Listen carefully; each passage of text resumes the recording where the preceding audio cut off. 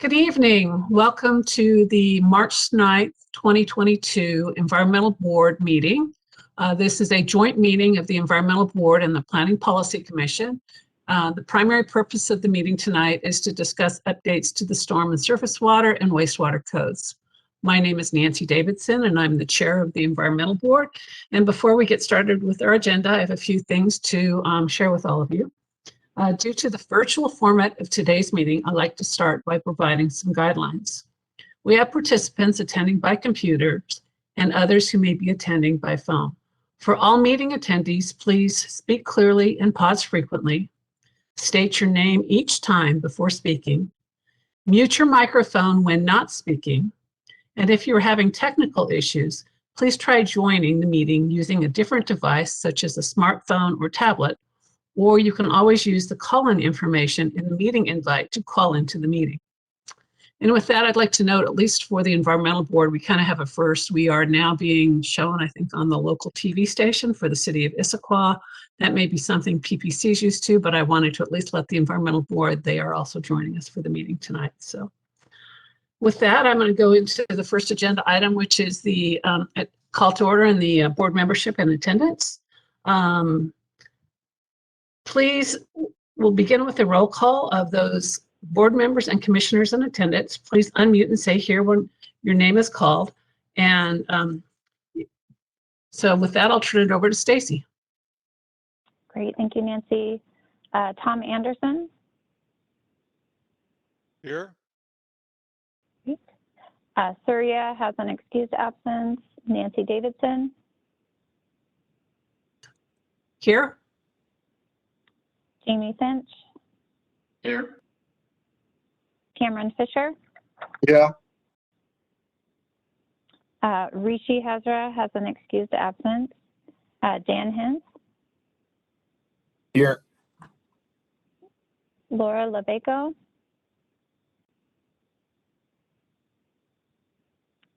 Laura is here. It looks like possibly some connectivity issues, so I'll try and work with her. Danny Maiden.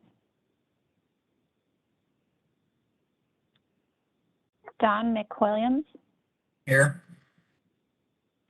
Ann Newcomb. Here. And Janet Wall.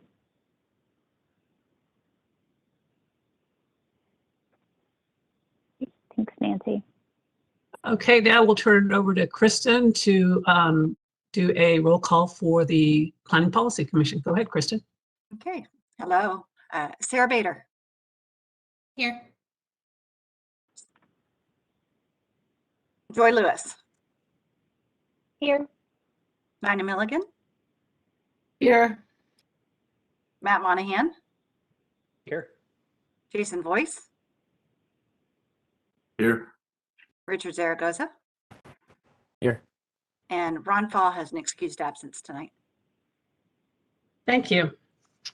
So as we go into this meeting, I want to remind the board members and the commissioners, if you have a desire to speak, please send a chat to all panelists participating in the meeting and type question or comment, then wait to be acknowledged by, I guess it's myself today. Please do not provide any major comments in the chat. If anyone has to be offline or call in on the phone, I know that we'll check in with you once in a while to determine if you have any comments or questions. With that, we'll first go into our second agenda item is public comments. And I'd like to provide a few guidelines for members of the public that may want to comment prior to us getting into our agenda items. Public comments are an important part of the process. We take them seriously and factor them into the decisions we make. For members of the public joining us, you're welcome.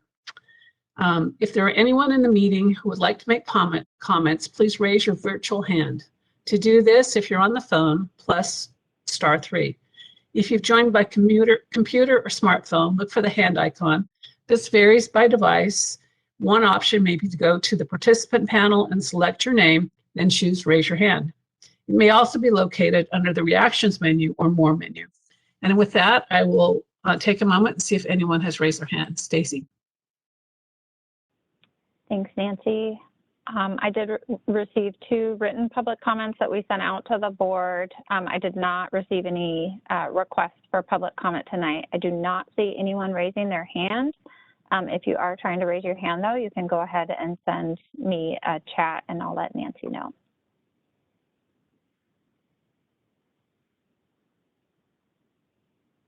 Okay, I don't see anything. Oh, it looks like, sorry, Nancy, it does look like Connie Marsh has a comment. I will move her up to panelist. All right, Connie, you should be able to unmute now. Yes, I am here, and I had raised my hand, so you might check to see if hand raising is not working for you. Yeah, thank you. So my name's Connie Marsh, and I live up on Squawk. So I had a couple of days to cogitate on this flooding issue, and what I got to was, what problem are we trying to solve? And it looks like we're trying to solve a future problem of harm from flooding. And so, having lived the past many years with the city struggling with this same problem, I realized that in order to understand how to toggle the switches in the floodplain and stormwater section, we actually have to understand the commitment to the city to create flood capacity on properties that do not necessarily exist. Now, we have done this all over Issaquah Creek and on most of our tributary streams. We have actually had property purchased, and then we create side channel or flooding capacity in order to keep specific areas from flooding. And so, along with our code language, we need to ensure that we have a plan for the capital expenditures to purchase properties along with potentially the Parks Department in order to allow more flood capacity in these higher rain events as a major tool in this package to solve the problem of how do we prevent damage from increasing storms and higher flood water. And so it is hard for me to get a picture of how all of this would work together to make recommendations for what should happen tonight, because I don't know how much can be done by creating flood capacity in other places. And I don't really understand how you're handling the floodway. And the floodway is the places that like really flood, and they flood just about every time. The floodplain is a more extended group. And so it seems like you need to form your considerations on this floodway first, because that's the highest risk, most damaging section. And so you could narrow the focus a little bit by solving priority areas first. And then you could sort of move out to places that are likely to flood, but it may take a little more time in the future to get to the property damage extent. So it could be I was just with Mom for too many hours today that sounded like a brilliant idea to me, but I am a little bit tired of having departments and sections come up in silos when I see the solutions as acting over a variety of departments and getting a variety of funding sources. And so I wanted to be sure to try to highlight that intertwining of plans and departments to make solutions. Thank you. Thank you, Connie. Stacy, do we have any other comments? Anybody else raise their hand? I have not seen anyone else send me a chat. Please do send me a chat if you'd like to make a public comment.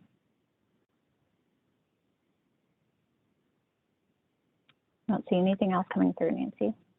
All right, thank you very much. Appreciate the public comments. And that section of the agenda is now closed. Moving on to our third agenda item. The first item up is the Stormwater Code Master Plan.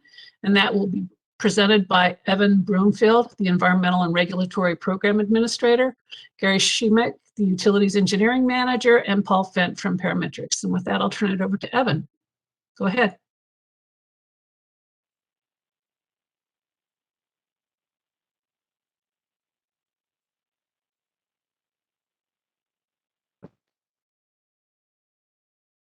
There's the unmute button. All right. Hi, can everyone hear me?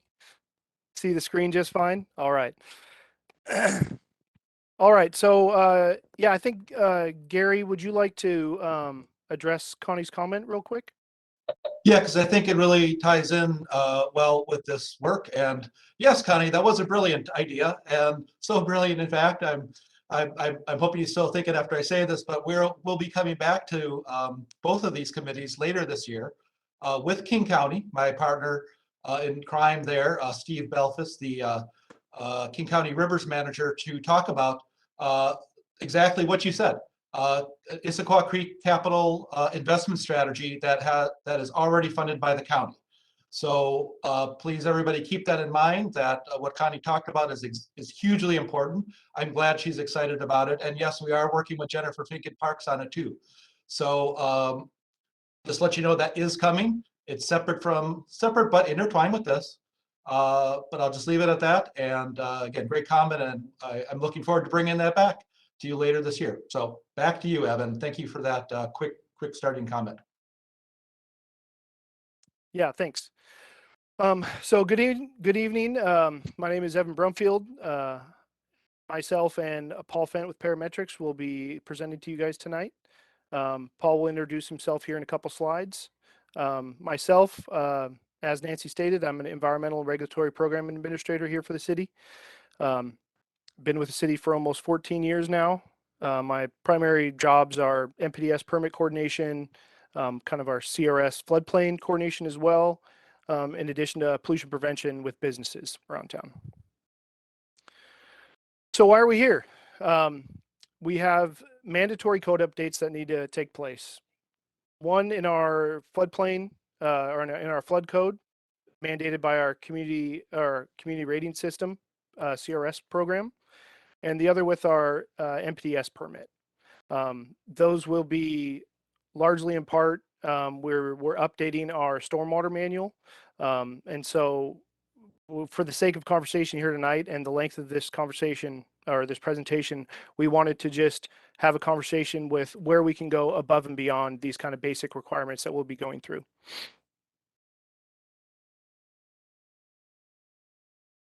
So, oh, am I not moving? Can you guys still just see the first slide? Yes, it's still on the first slide. Let's see here. There we go. There we go. So that's what I just said. So topics that we'll be talking about. We're going to have our future floodplain protection program section that we'll talk about, and then we're also going to talk about our future stormwater standards. So we'll break up this presentation into two different sections with discussion after each section, so we can really narrow in on the conversation we want to have. And so, you know, if you have that dying topic you want to talk about on that first slide, you don't have to wait until the end.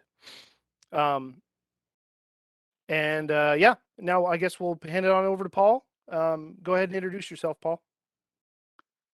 Hello, my name is Paul Fent. I'm with Parametrics, a local consulting firm, and I lead our storm and surface water practice in Puget Sound region.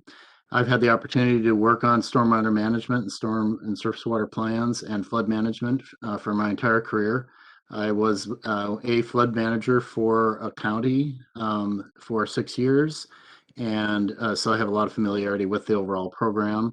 And then I've been in the area since 1990, and I moved to the Plateau in 91, and have been here since, and working on this type of work and doing floodplain work for mostly for municipalities and counties in the area.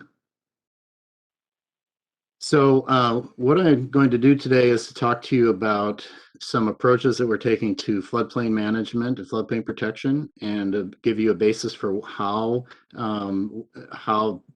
what kind of decisions can be made for establishing an appropriate level of flood protection. and to look at answer the questions: are there revised flood protection levels needed? And then understanding an approach about applying our standards, not just continually adding to standards, but really starting to evaluate standards that are commensurate with the actual threat of a flood, the type of flood, the development type, how risky or how threatened is a development type by a flood, and then what's the available data in order to regulate and enforce and to manage the floodplain codes. So next slide. So I've been asked by Evan and Gary to look into considering how would we think about climate change and how it's affecting flood levels and so on. So one of the first things that we need to do is to understand what kind of magnitudes are we talking about, what kind of change are we talking about. So there is good guidance that's available that was prepared by UW's Climate Impacts Group and is applied in a tool by Washington Department of State of Fish and Wildlife, WDFW. And they've done a number of scenarios, different climate projection scenarios. And we're using those to base some recommendations on what's a range of expected changes that could occur, and then to actually select within that range, select a standard by which we would apply new floodplain standards. Next slide. So these are the model that WDFW has prepared. They look at different timeframes and so on. These are the results that come from estimates and change based on the 2080 projections. And there are a number of different models that are run and so on. But these are specific to the local area. And we picked out Issaquah Creek and Tibbetts Creek since they're dominant in the city, and looked at what the different projections are. And these tables are representing projected percent change in the 100-year flows in these streams. And you can see that there's obviously a range of them. And when we look at the mean change, we're at a 22.9% for Issaquah Creek, and Tibbetts Creek as a mean change is projected to be about 42%. There are a lot of different reasons why the changes are different and so on, but and that could be a 2 or 3 hour conversation. But what we're basing everything that I'm going to talk about on from this point on is then that projected mean change in the flows for 2080 in Issaquah. Next slide. So this is a table that has quite a bit of information on it, but I really want to direct you to, I'll explain what's in here, but I'll direct you to the two places where the arrows are pointing. So I looked at the flood insurance studies that are existing and that are used to develop the floodplain maps that you're regulating your floodplains by right now. And one of the things that we're looking at is that trying to determine what is the potential effect of these percent changes in peak flows in the 100-year. So if you look at those two columns on the far right and the percent differences, you'll notice that when we compare stream flow for the 100-year flow versus the 500-year flow at different locations in Issaquah Creek, Tibbetts Creek, and so on, we start to see what the percent changes are between those two. So you'll see on the far right column the percent difference in flow rates between the 100-year and the 500-year flows in the existing analyses that are in the flood insurance study that the city uses to regulate the floodplains. And you notice for Issaquah Creek that the difference in the general difference between the 100-year and the 500-year is in the 2010s, but up to 26.3% change or difference in flows. And you'll notice in Tibbetts Creek, it's about the 40%. So if you remember going back to the slide before here, and you saw that we're in about the mid 20% range of projected 2080 flows for Issaquah Creek, and then the 40% range for projected future 2080 flows in Tibbetts Creek, you'll see that the difference between the 100-year and the 500-year flows in the projections and in the existing conditions are very similar. They're close enough to say. So what this table is showing us is that in the future, the 2080 flows will be close to the 500-year flows as compared to the existing. So that will now become the basis for making some recommendation on how do we project in the future about what kind of flood protection could be used. And as a surrogate for any other analyses, we feel it's reasonable to use and we're reasonably comfortable with using the existing 500-year flood flows as a surrogate for the future 100-year flows. So then next, yeah. Do you want to take questions as we go along? There is a question that's come in from one of the commissioners, or do you want to wait till the end of the presentation? I think it's okay to ask questions. I think maybe what I would ask is if there were clarifying questions now while we're in there, and then have discussion questions as we get into it, as we get to the end. Okay. Nina Milligan, I know you have a question. Hopefully it's a clarifying on this one and not for It is. overall. Okay, thank you. It's on Go this ahead. table. And so you're pointing out the percent difference. Oh, excuse me, Planning Policy Commissioner Nina Milligan. The stream flow change, but does this show us the difference in the capacity of those two streams, Issaquah Creek, I think, being bigger? And how do we see that? Well, I think maybe the way to think about that is that when you think, how does capacity translate into an understanding? It translates best into a water surface elevation or a flood level. So whatever we see is that, the overall fullness of the stream results in a certain flow rate. This result comes from a certain flow, like a 100-year flow. It results in a flood stage. So one of the better ways to think about the capacity of those is that what is the change in flow rates? How does a change in flow rates translate into a change in water levels? And so that's the next thing that I would talk about. And if you look at the table that talks about the flood stage, and you see the 100-year stage and the 500-year stage and the difference between those two, we start to see what the overall capacity is, or the overall resultant flood levels are when a change in flow occurs. So if what that middle set of columns is, that triple column is intended to show, is that right now there is a certain 100-year flood stage, and a certain 500-year flood stage. If you look at the difference between those two stages, you'll get that difference column. And so you notice that the difference in flood stages between the 100-year and the 500-year is not that great. It's usually around the 1/2 a foot to 1 and maybe a little bit over a foot range. So that's kind of a reflection of the overall capacity that's available for the stream as the river continues to rise and rise and rise.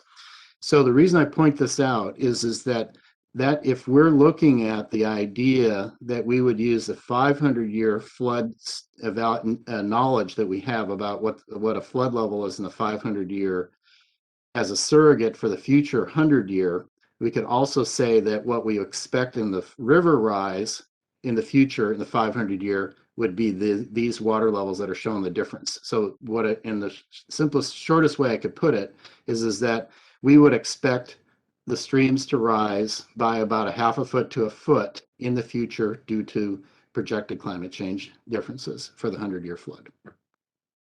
Paul, there's two more questions that have come up in your conversation, and I'm going to ask Don McWilliams from the Environmental Board to go next. Go ahead, Don. Hi, Paul. Don McWilliams with the Environmental Board. Just a quick clarification. Your flood stage, as I'm reading it, is in feet, and your stream flow is in CFS. Is that correct? That's correct. Yep. Okay, thank you. Thank you. And Nancy Davidson, the chair of the Environmental Board, had one quick question. You talk about a flood stage of on Issaquah Creek at the mouth of 37.3. Has that ever happened at Issaquah Creek, just to your knowledge or to anyone's knowledge, any of these stages actually been seen in the creeks? I don't know. It wouldn't surprise me if they have been seen. I know that I think it was the 2003 flood was a really good one, and it was probably up around there. Yeah, Nancy, this is Gary. I can, it's on the King County website, so I can take a look and get back to you on that. Thank you. I was just curious, given the flooding we've seen. Thank you. Okay. So I think that this provides a basis for what would we project are the effects of future floods on existing 100-year stages. So if we can go to the next slide. So I think the first thing, as far as looking at what kind of floodplain protection to propose, first we look at this the protection standard. So looking at should it be the 500 year, should it be the 100 year, and so on. So of course the national standard and and what the city is required to regulate to is 100 year. One can choose other elevations and one can choose other return frequencies of floods. The next step in this process is that what I would describe is that rather than universally applying whatever flood protection to 100 year or 500 year, whichever one you choose, is to actually start separating different development types. So critical developments of some types or critical facilities be regulated to a higher level, and less critical facilities potentially regulated to a lesser level or a less severe level, with a condition that there's some consideration of its resiliency and its tolerance of flooding. And then the third thing is looking at we have fairly detailed information and fairly detailed flood studies on Issaquah Creek and so on, but there are some other areas where there's no detailed study. And so the idea that's built into the ordinance right now is to actually provide a little higher level, an additional foot of flood standard to areas that have minimal or don't have detailed flood studies right now. And so we're addressing the uncertainty by adding a foot. And so that's another question is that do you continue to add to address uncertainty by just adding another layer of protection? So next slide. So this is a table that represents, in relatively straightforward terms, a recommendation for how to consider one recommendation for considering what additional flood standards should be applied. It could be applied. And so the way to think about this is that if you look on the y-axis here in the 500, 100 year, and 10 year, that would be the proposed control standards and in the city. And then each of the icons represents different types of facilities, or from more critical facilities to less critical to less impacted facilities that are a little more tolerant of flooding. So the way this would work, and I'm not intending to go through this in detail other than maybe an example, but the way this would work is that making decisions would be made around whether or not these are in fact the right critical facilities, or some should be less or more critical, whether some of the icons or the elements and types of development should move up in the chart, some should move down, it's less critical, and so on. So the main thing is looking at this is from, these are the facility types and development of types, and then these are the ways that the proposal is to how these would each be regulated in the future. And this table represents where we have a detailed flood study available. So we know we've got a good flood study, we have really good information, we know what the 500-year flood elevation is here, and we would regulate these types of activities according to these flood standards. So next slide. And just to give you a quick example of a chunk of flood map from the city, and to know that all these different zones, flood zones are available in the city. When we talk about flood zones, we start to first talk about what's called the zone AE, which is an area floodplain that's been calculated. There's a flood study on it. There's been a detailed model prepared for it. And usually there's a floodway that's been prepared. So the floodway is the dashed line that's shown on the map. The zone AE means that it's a flood hazard determination or a flood insurance determination, but AE means that there is an elevation that's been determined for that part of the floodplain. Then other types you have are the zone X's, which is generally the 500-year floodplain. The zone AHs, which is actually a flooding depth that has an elevation set, but it tends to be areas of shallow flooding. And then you have zone AOs, which doesn't have a flood level set, but it says it's based on a depth of flooding. So generally, when I break the floodplain stuff into, here's an area where we have detailed study, and here's an area where we don't have a detailed study. A detailed study means you have a zone AE and a floodway, and usually a 500-year floodplain. Less detailed means you have a zone A where there's not an elevation set, or you have an AH or an AO, which are basically based on shallow flooding relative to the existing ground rather than an absolute flood elevation that's been established. So next slide.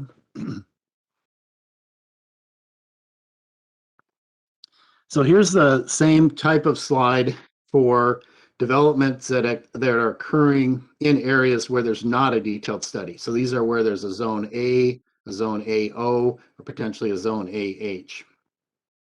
And it's the same type of table. It's based on what the development type is and what the standard could be. So you notice that instead of saying the 500 year or the 100 year and so on, we use the terms BFE plus 1 plus 0, or BFE plus 1 and plus 2. BFE is base flood elevation. The base flood elevation is the 100-year flood elevation.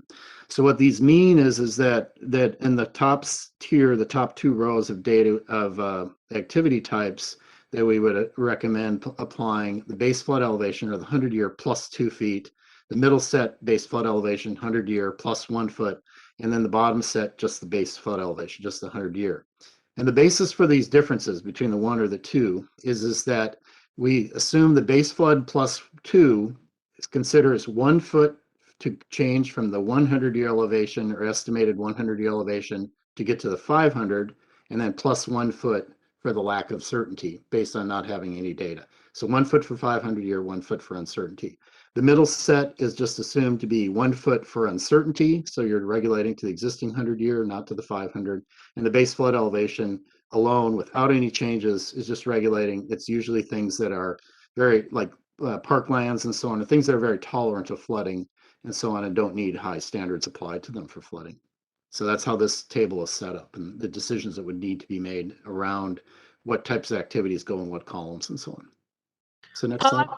Yeah. Paul, I have a question on this. So is this FEMA's recommendation, or is this recommendations that you're putting forward? These are recommendations that we're putting forward.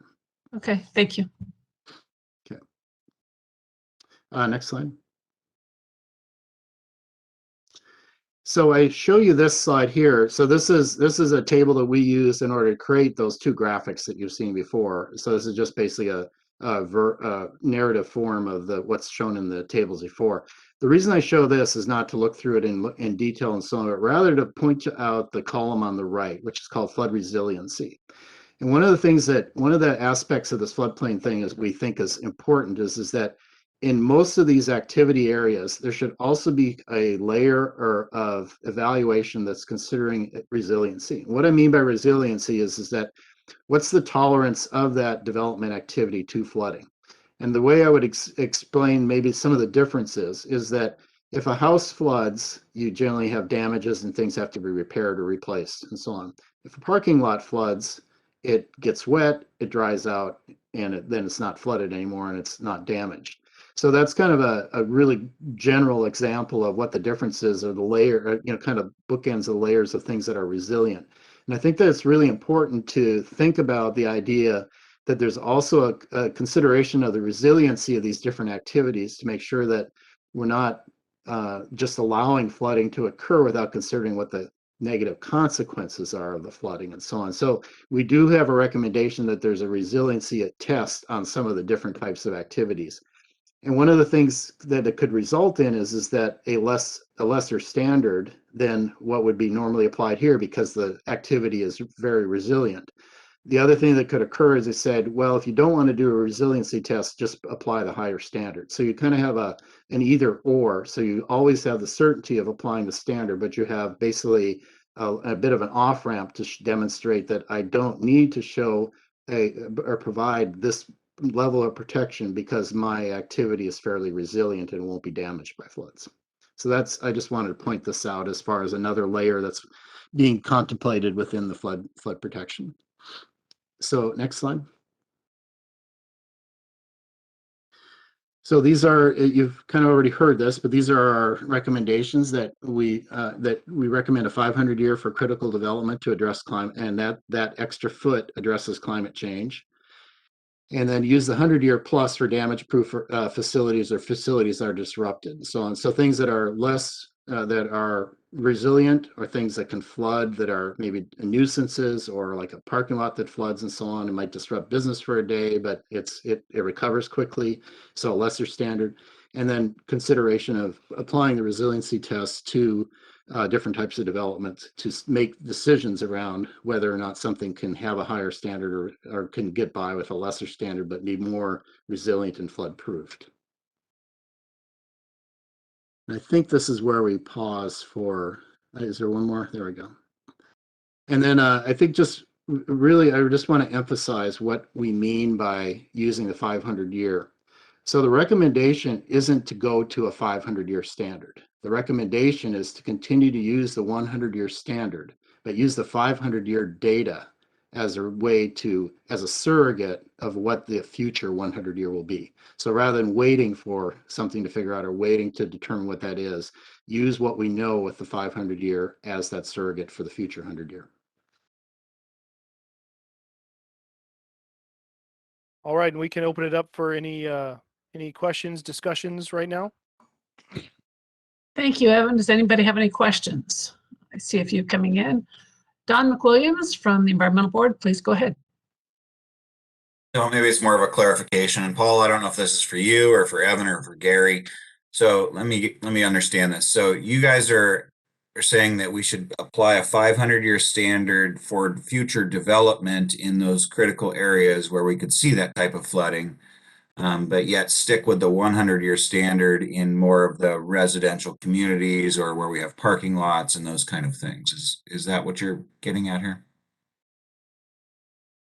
I think I wouldn't necessarily describe it as like residential areas because, for example, I think we have single family residences in that 100-year, in the 500-year category and so on. It's more of the idea like, do all roadways have to be elevated above the future 100-year? Do all parking lots need to be there? If you're building a small facility for a park, does that need to be elevated above the 500-year?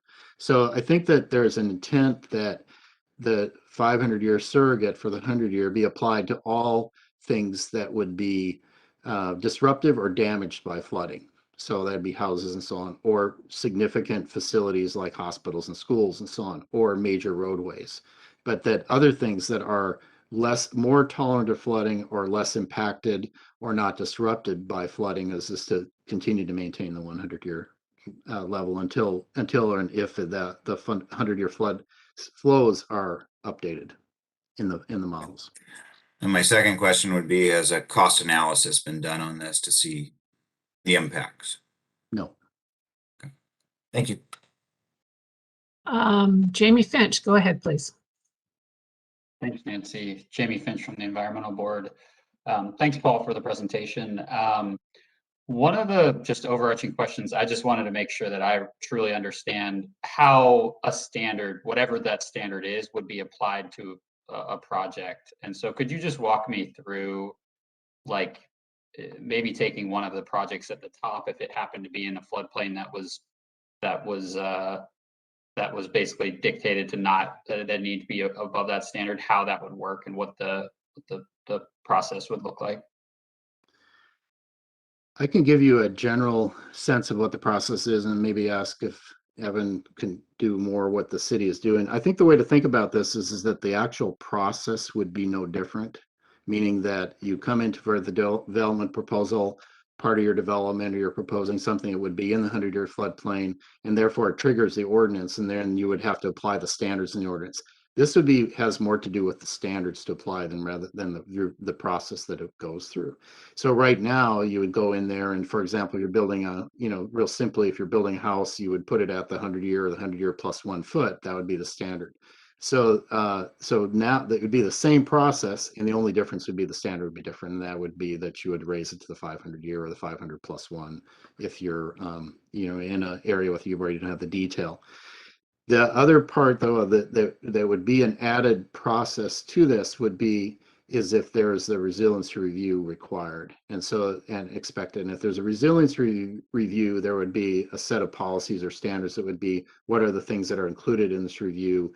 What are the approaches, meaning like add a standard or do things that make the development proposal more resilient to those floods, make it, so that it can survive and not be property damage or public risk to public safety, and then document that that's happened and so on. So that would be the other part of the review process that would be also analyzed in parallel along with setting the standard that would be applied by the flood ordinance. Jamie, I just wanted to add, I think that last piece that Paul just said kind of addressed Don's question about that's where the cost benefit analysis is. Kind of on a, so yes, to Don's question, we didn't do a global cost analysis. That just, couldn't wrap our arms around that, but this then is a way to get at a cost benefit analysis on a specific case. One other thing I want to point out about the resiliency and what's important is that I'm sure one of the things that comes up when you're applying flood standards, especially if the flood standards change, is if you're doing infill or you have existing development and you're redeveloping a site, and all of a sudden you have a site that's in the floodplain that's here, and then you have a different standard, and all of a sudden they're mismatching or there's some inconsistency between those. The resilience review is one pathway to making to addressing those changes that are not just inconvenient, but that are really kind of disruptive, that the idea that something is really mismatches even though it's next to each other and so on. And so the resilience review does give you the opportunity to consider some other approach to making the development consistent with what's already built there, but still considering that it's reasonably flood-proof or reasonably protected and reasonably resilient from a flood. Thanks. That's all super helpful. You kind of hit on one of my other questions. This standard, would it apply to projects that are like redevelopments of a certain, have we gotten that far in the like application of this where we would see this being applied, this different standard than my understanding of what has been done in the past? I would defer the city on a specific example to say stuff, but I can answer that. Yeah, but if I could just mention one thing is that, again, the approach is the same, and meaning that it's just the standard that gets applied that might be different. Yeah, and that's right, Jamie. We're not increasing the, I guess, requirements for who would need a permit, who would need to elevate, anything like that. It is purely just changing the standard of elevating just 1 foot more. Okay, thanks. And then related to that foot, I just want to make sure I understand where we are proposing going above. And so I think one of those is the going to the 500 for some of the types of development. Is the other part of that the 1 foot that we're taking in addition on areas that aren't mapped, or are there other aspects of like where we're going above kind of minimum requirements? I think the short answer is no. I think that it's really just related to 1 foot to address climate change and 1 foot to address uncertainty. I'm not sure I follow. So, what is the base requirement of FEMA or whoever would dictate? Is there a requirement, or is that something that the city can set? Just trying to understand like what we are relative to. Yeah, so our current requirement that we have through FEMA and our CRS program is BFE +1. That's what we're building all our development to. All right, thank you. I think that those are all my questions. Thanks. Thanks, Jamie. Next, we have a question from Nina Milligan. Go ahead, Nina. Thank you, Nancy. Nina Milligan, Planning Policy Commission. I have two main questions. One is maybe to be deferred, but in the context of this, in the second half of tonight, I think we're going to be talking about how we might manage, mitigate, and reduce the impacts of increased flooding. But have any of those measures that we might take to reduce the impacts, is that considered here, or is this just a trajectory that's I'm just living with? It's not that's a separate thing, and they're not interdependent. They are separate things. Okay, that's good. That's thank you. And then I did want to ask about this chart. To me, the top row looks to me like one thing is not like the others, and that is the key facilities. Can you explain a little more why we would put hospitals and emergency management in the same column as those other uses? That's my final question. I think that the idea that if the 100 right now, everything is any key facilities is based on base flood elevation +1 and so on. So that's 100-year. And you do have the opportunity to do more than that for key facilities. I think the idea is that these are facilities that would be that those types of facilities would be harmed if they were disrupted, not that they would be damaged. And so and that there really isn't any other consideration that was built into this that is addressing any other potential risk or hazard mitigation other than addressing climate change, which is the 1 foot, and the uncertainty, which is the other foot. Is that it for you, Nina? Okay, thank you. Next, we have Joy Lewis. Go ahead, Joy. Thank you, Chair Davidson. Commissioner Joy Lewis for PPC. Thank you to Jamie. He actually asked a couple of my questions, but I want to piggyback a little bit on what he was saying. Evan, you've been talking about the base flood elevation of being a +1, but I got the impression that we were doing base flood elevation was 100 +2. It was +1 for the 500 year. Is it not +2? Are you saying what we currently have? Is that what you're No, asking? what you're proposing, what we're proposing to move forward with, the change would be actually be +2, right? Yes, that is correct. Okay. And I'm curious, on a more broad spectrum, when we think about rather than just the effects of water on environment, are there more deleterious effects that end up happening with having more flooding events? You know, for instance, we talk a lot about the effects of chemicals with higher runoff, for instance, into our creeks and streams. When we have more frequent mass flooding events, are there issues that are not being addressed right now in how we protect the environment? So yeah, we have in our floodplain code currently, we have, stipulations on storage of hazardous materials, all that kind of stuff in our floodplain. So that is something that we currently are addressing in our code as it is right now. So would that be an example of how there would be a code change effectively that would from making these decisions now would then have an example of a code change that would then end up needing to be corrected? As far as hazardous material storage and Sure, how that could be it one could impact. example. Yeah, Yeah. like I said, we already have that in our code as it is right now. So there's no code change needed for that. So we wouldn't be needing to do anything different on that one example. But on Yeah. others, I'm curious, what is the example of what is the code, how does it look different, right? By changing the current +1 to a +2, what does that end up looking like? So that would be in our freeboard requirements, essentially is how we would identify that. So our freeboard is that, so we have that base flood elevation and then that +1, right, is what we're talking about. That's 1 foot of freeboard. So basically we are increasing to 2 foot of freeboard. So that's where that would be addressed in our code. And when we make those changes, what do you find that the fallout would end up being?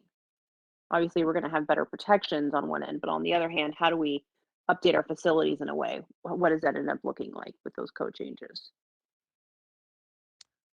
Can you repeat that question? I don't really I understand guess what what you're I'm trying to asking. understand is when we adopt a policy and we want to be making code to be able to reflect that, what are we foreseeing right now as being an issue with this? We want to make this change. We find that this is necessary. What are we going to end up seeing as being some fallout of this decision? I don't necessarily see the fallout. I mean, the fallout would be, we would have potentially structures at different heights, so it may be visually not as appealing. There could potentially most likely be a cost increase if you are elevating a structure higher, and have a higher standard. But I mean, that's, Evan, let me jump in. I think yeah, go ahead, Gary. think I'm going where you're going as well too. Is that, yeah, the fallout or the cost, let's say, Joy, right? Because we've got the benefit, right, of higher protection. The cost to that development project when they're redeveloping would be one of two things. One, either building higher, right? So that's going to be a cost, or flood proofing so they don't have to meet that elevation. That would be that resiliency. So there's going to be a cost for redevelopment in that area. But Evan, that's with redevelopment. What about with Joy's question about existing facilities? would there be a fallout to them, or is this just for properties that are redeveloping? Yeah, I don't think to existing facilities, there wouldn't be a fallout. Thank you so much for that clarification. I did want to piggyback on some comments from Chair Davidson. I had questions about the fullness and flow rate when we are in a flood stage. I'm curious if we've had what the flow has been at the times we've had a flooding event, right? Have we hit those similar markers that we were seeing in the data? And by the way, I do want to shout out a big thank you for including those estimates of the flooding flows. They were great data points, and I think that they really show that we should be moving and planning towards a model of a 500-year flooding event.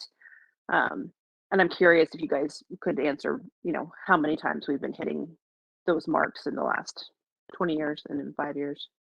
Yeah, Joy, I'm kind of one eye I'm watching the screen, the other eye I'm looking at my other screen going on King County's website.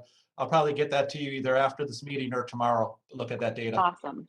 Thank you so much, guys. It's not as easy as I thought to get. So I'm the next one with questions, and I'm curious. I think the proposal that you have before us is very interesting. Are there any other jurisdictions that are looking at a 500-year event as their flood stage plus a certain amount of, a foot or 2 feet? Right now, I'm not aware of anybody that is going there. One of the I don't know, lack of a better word, inspirations for this analysis did come from the executive order near the end of the Obama administration that had recommended for certain federal facilities that the standard be 500-year or +3 over the 100-year, whichever is less. And so part of doing the analysis to decide what is the difference between if you're choosing the 100-year plus something versus the 500 is why I went into the analysis about saying what is the actual real difference between the 500 and the 100-year, having looked at this a lot and knowing that it's not 3 feet and that it's something less than that.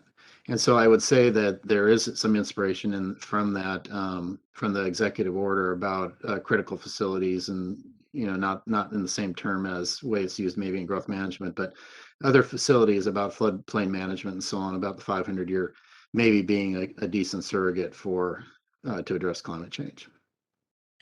So I need to clarify something that you said, Paul. So you didn't think that the current 100-year floodplain +3 was accurate, but really that's what we're talking about in lower Issaquah Creek, because we're talking about base flood elevation +2 feet. And base flood elevation, if we use the 500-year standard, is about a foot above what it is with the 100-year standard. So we're really at 100-year standard +3. Is that accurate? I'm just trying to make sure I understand the data. No, that's double counting one of the feet. So one of the feet is just to get from the 100 to the 500. The other foot is for the uncertainty of the +1. So it is just the base flood elevation here means existing base flood elevation, and based on existing stuff, not on changing the 100 to the 500 and that becoming the base flood and then doing plus.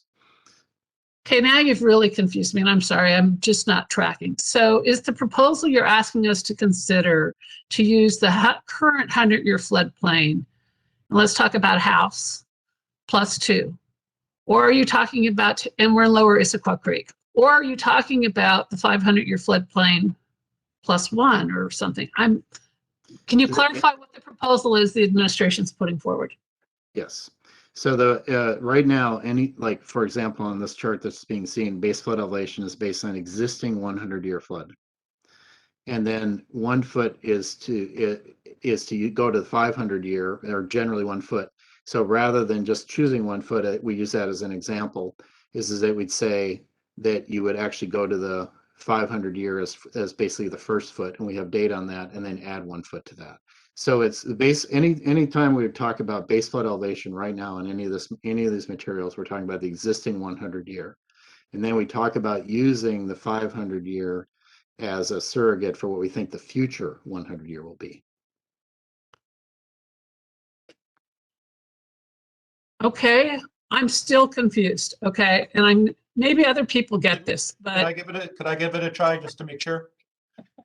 Sure, go ahead, Gary, because I do stormwater, so this really has me confused. But now let's just take the 500-year out of it, because I think that's just a surrogate. So using this table, the base flood elevation is 100-year. Yep. Going to the next one, base flood elevation +1. That's our current standard. That's today, right? Our current standard is base flood elevation or 100-year +1. What we're asking you is, for these critical facilities, should we go to base flood elevation +2? That's the ask. Because in our code today, correct me if I'm wrong, Evan, but we are at base flood elevation +1 for everything, no matter the facility. So the only thing we're really saying is, hey,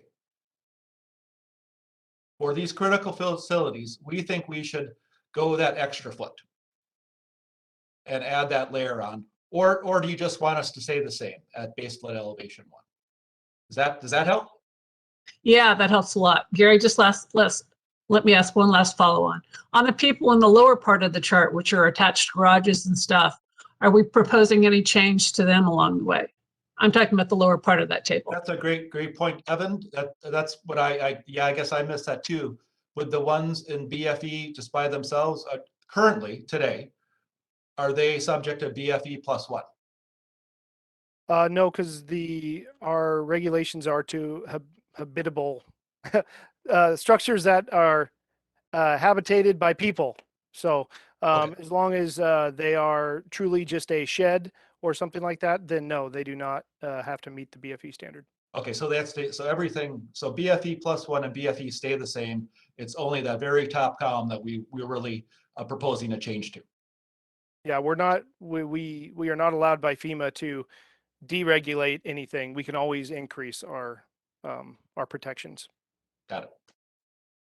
Okay, thank you for the clarification, Gary. I think I understand it. It's much better. Sorry if I was a little slow on the uptake on that one. That concludes. We really tried to weave in the 500 as just a real surrogate to get your hands around it, right, about what it means. So I think we've been looking at this for so many months that we kind of get it. It gets a little hard to explain. So thank you for your patience. Oh, no problem. Okay, now we have a question from Ann Newcomb. Go ahead, Ann. Thanks. My question was already answered, but thanks for all this great work you're doing. Thank you. And next we have Jason Boyce. Go ahead, Jason. Thank you, Chair, and thank you, gentlemen, for the presentation. So just a couple of clarifying things for me. First of all, we're only talking about these different standards in areas of flooding, correct? We're not talking about houses built on hills, stores built on hills. These are just parts that are in the floodplain, correct? Yes.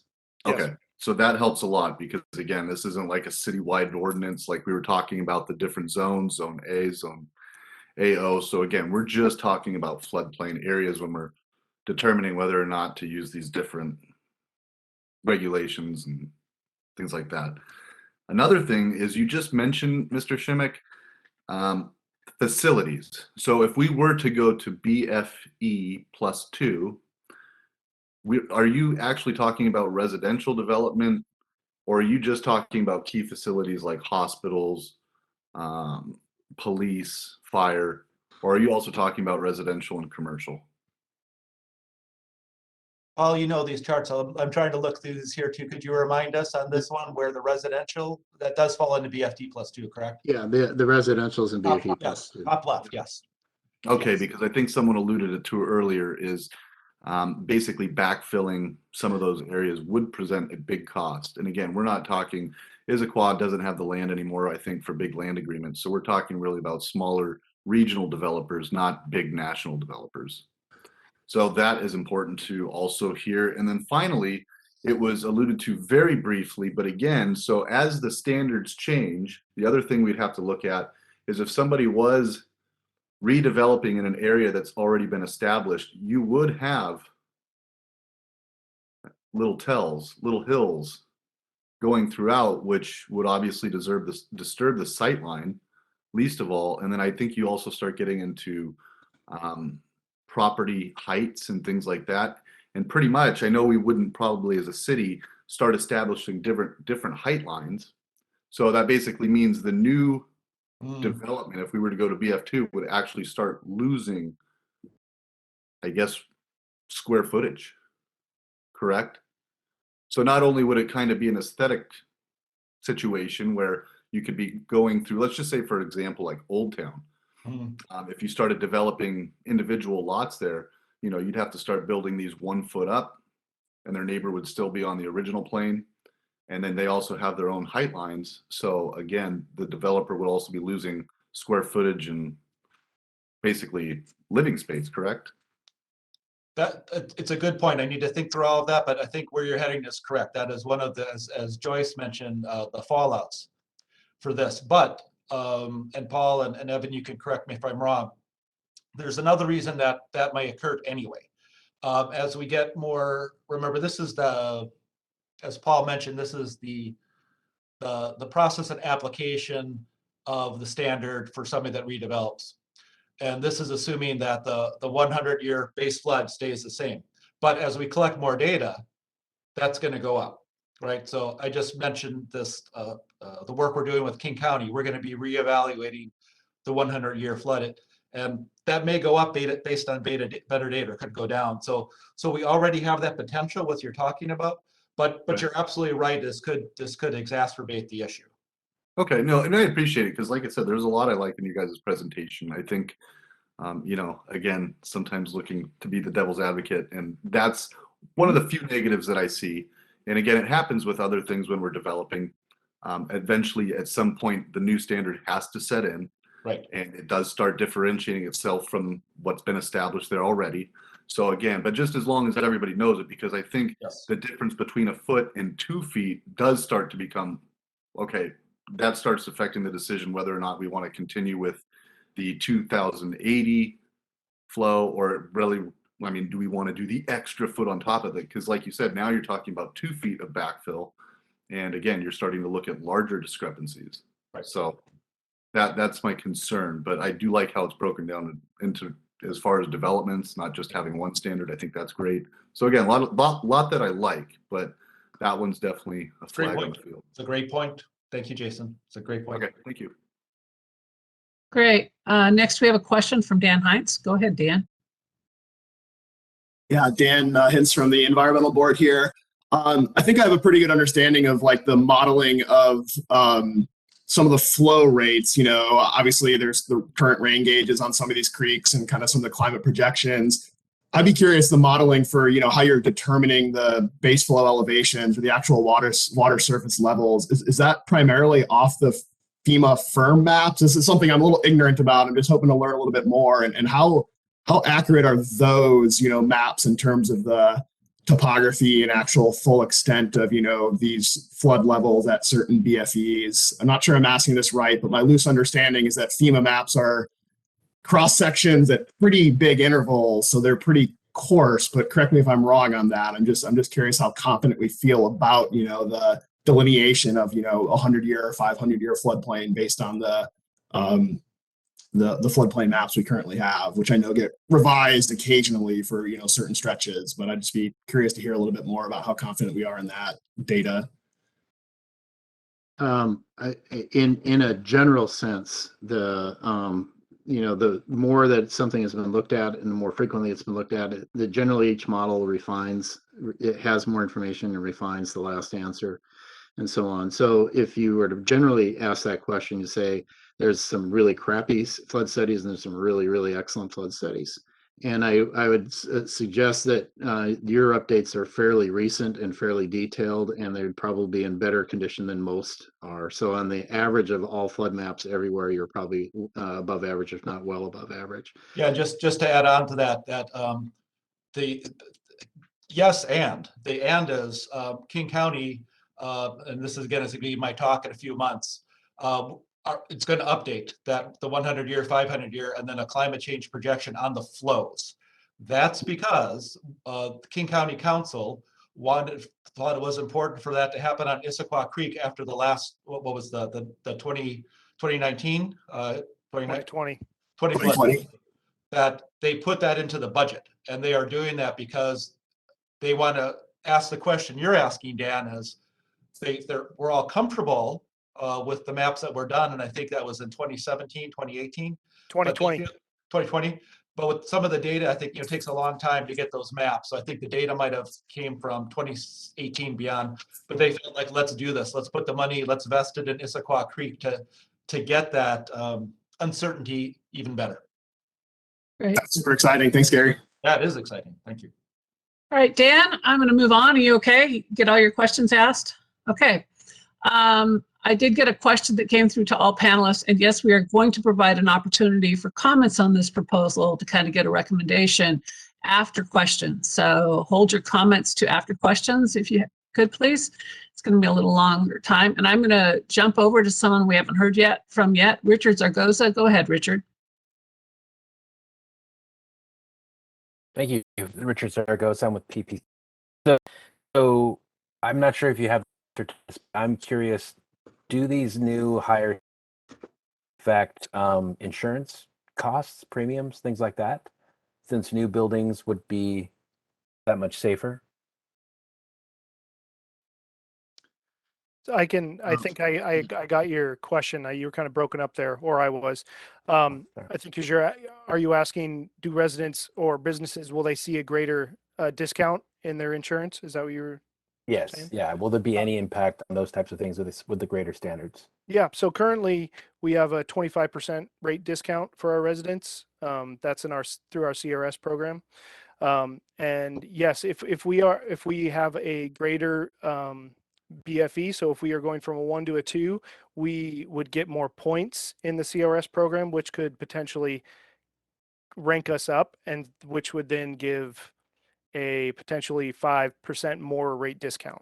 So we could go to from 25 to 30, but I mean, there's more factors at play than just a 1 foot BFE, but it would get us more points heading towards that route. Thank you. Okay. Jamie, I'm going to ask you to go quickly, please. All right, Nancy. Jamie Finch, Environmental Board. Quick question. So there was mention of when something is not mapped, there being an extra foot. Is the table we're looking at the mapped or the unmapped? This is the mapped areas. The ordinance has to be triggered, and that would have to be development in the mapped areas. Okay, so the +1 for unmapped would be in addition to this? Is that? There's not a standard for unmapped areas. I think, Jamie, are you talking about the data not available or unmapped? So I thought one of the slides I was talked to earlier was about a difference. Yeah, additional. The slide we're looking at right now is for when flood information is not available for 500. Evan, can you go back to the other? Is this one? That you had, I think you had for areas that have a detailed study is what I'm talking about. Yeah, that's that's that one. Sorry, this one? Okay, so Yes. no, I think it was the previous one with the 500, 100. I think that's what he's referring. This is where we have the 500-year floodplain. So it's really like BFE +1 when we have a detailed floodplain. Is that correct? Because that would be close to the 500. Like it's the 500-year, but like if you're trying to apply that to the other one, it's the equivalent of a BFE +1. Yeah. Okay. Quick follow-on question to that. How much of the city and where the development would be occurring is mapped versus unmapped? Yeah, I don't have the acreage of our floodplain off the top of my head, but we can get that to you. Is it majority mapped? Just thinking, I'm just looking at the FEMA site. I'm just curious, is that like, do we think it's the majority of like central Issaquah, or do you just not have any idea without more research? Issaquah Creek is all detailed, correct? Is that correct? Yes. And how about Tibbetts? Yes. Okay, so those two, so that's a great point, Jamie. Maybe we should have put that on this, and I think maybe for the next round we will. So for this one that you're looking at, we have the Tibbetts and all of Tibbetts and all of Issaquah Creek would be with this slide here. And then when we do the other slide, we can put those areas on there. That's a great point. I think that would help everybody through this a little bit better. Thank you. Yeah, thank you, Jamie. That's really good. We missed that. All right, with that, I'm going to end the questions, and now I'm going to be looking for anyone on either of the commission or the board that have comments to provide to staff on this issue. So I'm opening it up for comments, please. Don McWilliams, please go ahead. Yeah, first I just want to thank you guys for this study. This is wonderful. It explains a lot. It's very thoughtful. Thank you for taking the time to put this together. I completely agree on key facilities being at BFE +2. That makes sense. So public structures, hospitals, anything like that, big apartment buildings, roadways. The one thing I'd like you to think about is residential. So if I'm a homeowner and I'm currently at the old standards of BFE and I want to redevelop my house, maybe put an add-on or something like that, think about the impacts that BFE +2 would have on those homeowners. It could be a hardship on some of them if they want to do that. I'm worried about that cost to them. Thank you. Great. Thank you very much, Don. Next, we have Cameron Fisher. Go ahead, Cameron. Thank you, Nancy. Cameron Fisher, the Environmental Board. Firstly, I just want to thank the three of you for the presentation tonight. Very informative. I would like to encourage the follow on from the question from Jamie Finch there earlier with the GIS overlay of what is versus what will be. I think that would demonstrate visually be a great tool to have, and want to reiterate Don McWilliams's point about the add-ons to the existing single-family residence, but also keeping those key infrastructures, the hospitals, whatever, at a higher elevation. I think you guys are on a great track, and thank you very much for sharing. Thank you, Cameron. Jason Voice, go ahead, please. Thank you, Chair. I'll echo two previous comments. I agree. I think first of all, I like how you guys broke it down with the developments. I think that's great. I also like the idea of resiliency, a little bit of trade-off. I think that's helpful because, again, there is a difference between a parking lot and possibly a storage versus a school, especially as we start putting more infrastructure into the central Issaquah area.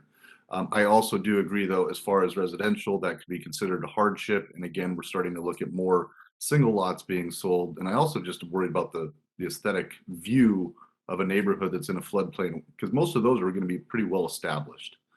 There's not a whole lot of new development going on at the moment. And again, I'm kind of thinking of the central Issaquah area. So I believe it was Dawn's comments. So again, I think that was the only thing that really that I'm concerned about. Schools, hospitals, I don't know if we're going to be building too many of those in the floodplain, but yeah, those seem like they should be a little bit more regarded, possibly to the 500-year plan. But yeah, as far as residential, that's my main concern, and I would keep that basically at the BFE +1. So thank you. Thank you, Jason. Next, we have Nina Milligan. Go ahead, Nina, please. Thank you, Chair. This is Nina Milligan, Planning Policy Commission, and I want to +1 to the first comments from Mr. McWilliams and also Mr. Fisher, and I think we're kind of ganging up on that. But I want to add a little bit of a nuance in another group. So key facilities, and that's where I was heading earlier with the hospitals and such.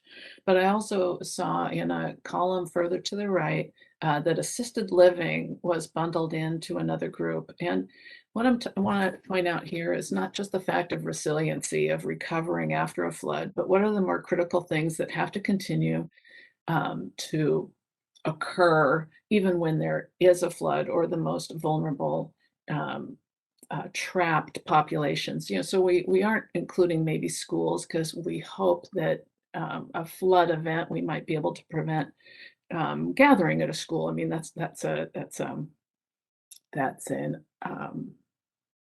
it's a variable. You can go to school or not go to school. If you live in assisted living, you're kind of trapped there. And so I want to consider assisted living with hospitals and the other key facilities as being the ones that are most in need of the higher standard. And we're going to talk about it in the next section, I think, about CRS insurance. Agreeing with the speakers before me about not wanting to put a burden on the single family residents or any other residents, but I do want to balance that with the benefit that we want to provide to them and the cost of their insurance. Not only does that speak to just general cost, but also housing affordability. That's it. Thank you. Thank you, Nina. Next, we have Richard Zaragoza. Go ahead, Richard, please. Thank you, Richard Zaragoza with PPC. I just wanted to mirror some of the other commenters. I like the using the 500 as a surrogate for 100 year and until that data comes in. I also like having those variables of 1 + 1 or +2 with different zones. I think that makes a lot of sense based on the resiliency point. I think that's great. And I also wanted to kind of mirror this comment on the assisted living facilities. I think makes a lot of sense also. Thank you, Richard. Next, we have Ann Newcomb. Go ahead, Ann. Hi, Ann Newcomb here from the Environmental Board. So I just want to toss an idea out of maybe for single family residents of separating a remodel from new construction. So maybe keep the new construction in the BFE +2. But if somebody just wants to remodel, then maybe not have, make them raise things up another foot. And also want to say, I think it's really great that you are going to be using data and things that King County is working on now. Makes sense to piggyback on that and save money and time. And thank you so much for, thinking about climate change, because it is coming. The more the glaciers melt, which is happening really quickly, the more precipitation that's in the atmosphere and the more precipitation that's going to come down. So thanks for looking into the future. Appreciate it. Thank you, Ann. Jamie, go ahead, please. Jamie Finch. Thanks, Nancy. Jamie Finch, Environmental Board. I do think, as my questions alluded to, I think it'd be really helpful to understand mapped versus unmapped, because it almost, I would guess if most of our flood risks are mapped, then most of the areas that this would apply would be that first page. So that does seem like where we should be spending the most time and that will have the most impact is the 500 year, the 100 year, and the 10 year in the mapped areas. I think one question I would have is, or one piece of feedback is, it would be interesting to see. So we've used 500 as a kind of the best projection of what that could look like. It would be interesting to actually compare the logic that we've applied on that slide to what we've applied with the BFE +2 and the unmapped and the BFE +1s to see where they actually align. I think the only other thing that I would say is that I think I in generally support the way that you're approaching this. I think it's just making sure that we're clearly stating impacts and where we'd expect that these would apply. I just think that'll be helpful for later stages. So I appreciate all the work that's gone into this. So thank you. Great. Joy, go ahead. Joy Lewis, please. Thank you, Chair Davidson. Commissioner Joy Lewis for PPC. I also agree with the BFE of +2. I think it's completely necessary based on the data that we've seen. And I do want to also point out that this difference of facility types versus the resiliency as an alternative, I think is a very smart play. And it's one that we really do need to think about, as Nina pointed out, the use and not just the infrastructure of that resiliency. I think one example that she gave of schools, I would actually give the opposite point and say, in the event of a mass flooding, where it's our largest place that we would put displaced people, it's often going to be a school here in Issaquah. So we want to make sure, we've seen in other disaster areas that have happened in the country, where the places where people go to seek shelter end up being some of the largest victims from poor planning. So we want to make sure that we actually shore up kind of those events. I do want to echo my concern about what does it mean to have more backfill in a community when we're requiring it only on new development versus just having it on someone doing a remodel, for instance. Yes, there is a financial hardship, but to Jamie's point about the mapped versus the unmapped, when we know that we have vulnerable properties, I think it's very relevant to kind of wonder, well, if we end up having, what is going to be the effect of having different backfill in our community? Does that mean that some homes are going to be elevated, making even likelier flooding catastrophe for their neighbors when you have this kind of up-down situation? So it would be great to hear more the next time that we speak, kind of about the real world implications. What are we proposing and why, to be able to see, are we actually creating greater harm with some of this, and maybe having those trade-off and benefits. For instance, we talked about, height standards. Do we now need to amend our code to be a +2, or are we just going to say now development needs to eat that 2 feet? I think these are important things that we need to address before necessarily making the blanket decision. But right now, as Jill and I do support the BFE of +2. So thank you. Okay, we have a lot more things on our agenda yet tonight, including some more work from Public Works. So I'm going to ask you to try and keep your comments short and try not to repeat kind of what happened before. I'm sorry to do this to you, but I know it's going to be tight. So Dan, quickly. Dan Hines? Okay, I can be quick and just add on some of the facilities and just kind of the BFE level, so kind of lower on that chart. There's a lot of parks-related facilities, trails, sidewalks, and I would just kind of advocate for still separating some of those out. I don't see, unless I'm missing it, bridges specifically addressed in there. I guess my concern is if there's infrastructure that's going in, even that's considered fairly low impact and low risk, I really don't want to see incentive to then, armor banks or do some sort of kind of bank, armoring to protect those resources. So bridges to me are pretty big investments if they're not even roads, even just for trails, regional trails, some of the Issaquah Creek corridor stuff that I know has been discussed with parks. So I would just like to consider that a little bit more if there's a little bit more nuance to some of those facilities, kind of the lower end of that chart. Okay, I'm going to take on the next comment. I would encourage the city to talk to the city attorney about this new standard that we're talking about.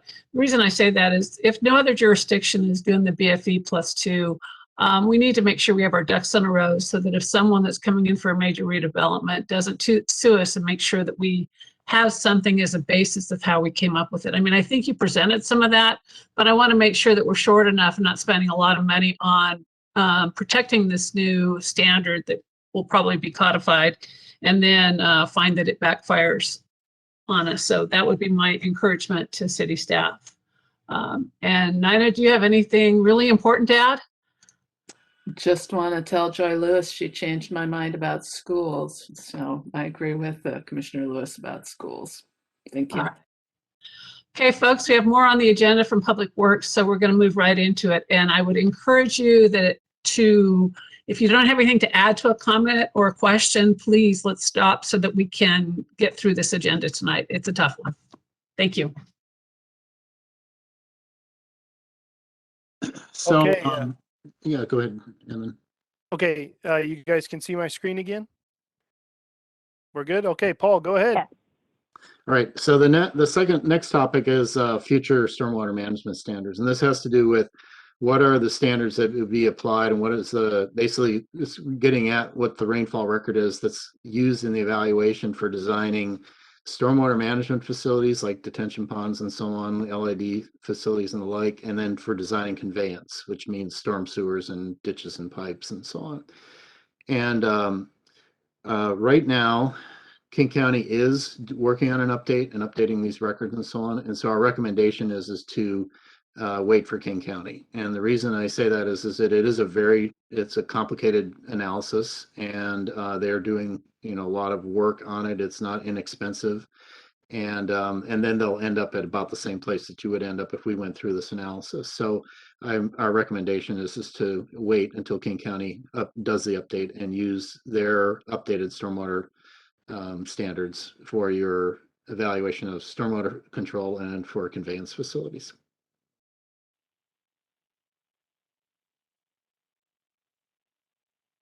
Are there any questions or comments before we move on? Seeing none, keep going. Okay. So the third element is, as we described, is a newer element, and this has to do with what we've termed critical drainage review.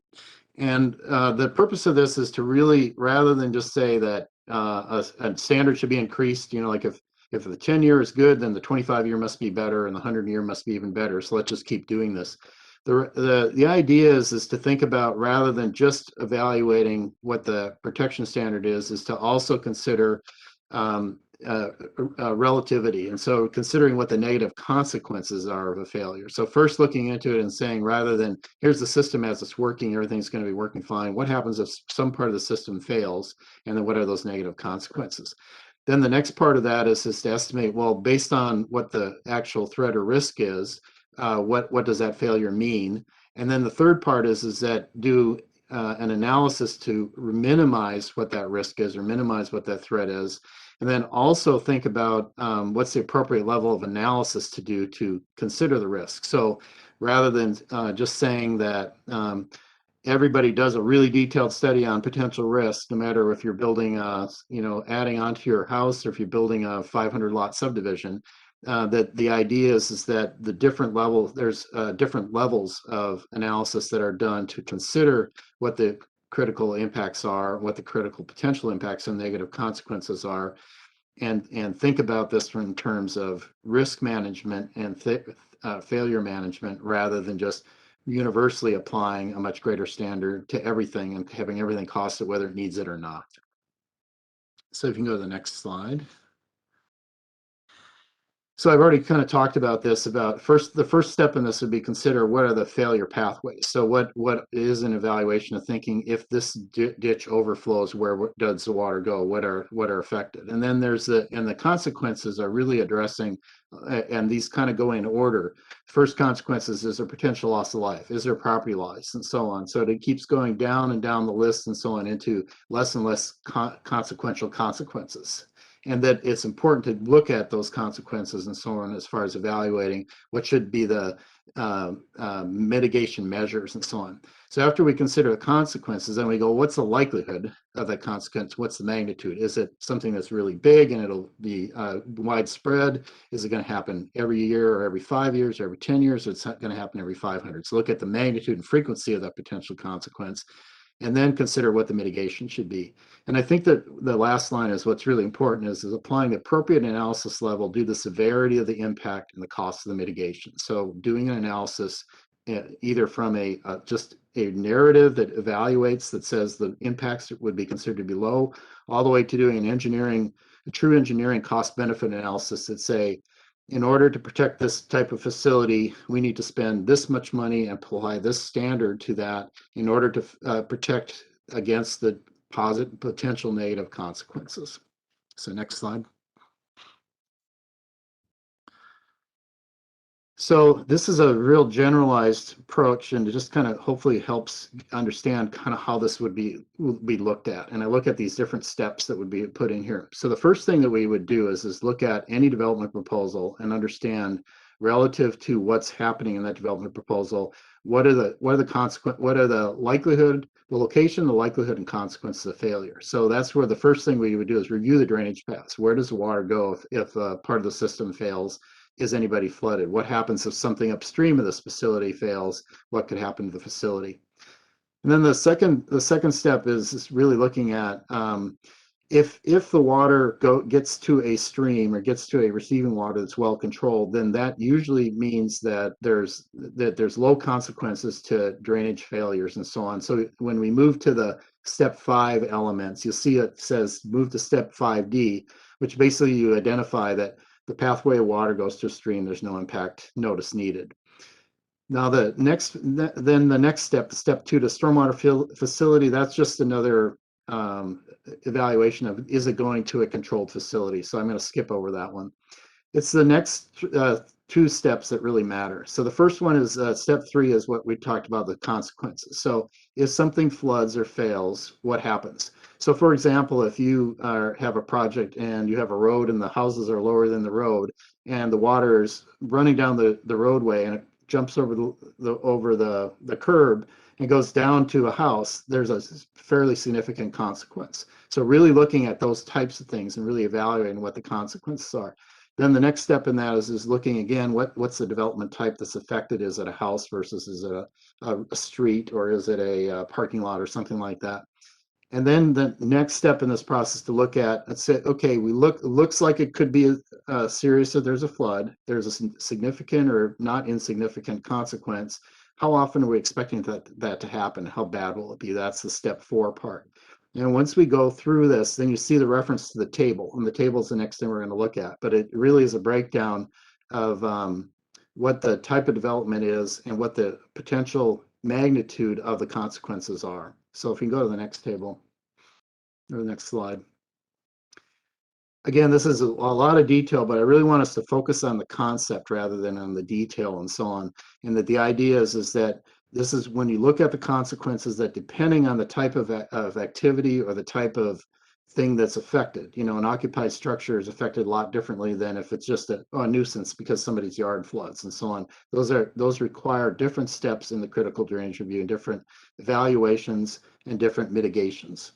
And so this is a process to go through that would look at in the review during the drainage review to look at what these things are, what the potential is, and then address the mitigations. So when you look at the solutions part, if this is a severe potential effect, and if it's likely to happen, and the adverse effects of what could happen could be severe, then an engineering impact analysis would be done. If it's less effective, like it's unlikely to cause a problem, or if it just floods a yard or something that's less impactful, then we would result in a narrative which would say, here's what we're doing to mitigate things, here's how we're resilient, here's why it's not an effect. So this is, again, generally thinking about this in terms of evaluating potential adverse effects based on their potential magnitude, and then applying an evaluation method like an engineering cost benefit analysis down to just a narrative that says you have addressed it and you've mitigated it. So you provide a range of responses in the review and a range of review types to go through, and then a range of responses based on the potential that it's going to have an adverse effect. So next slide.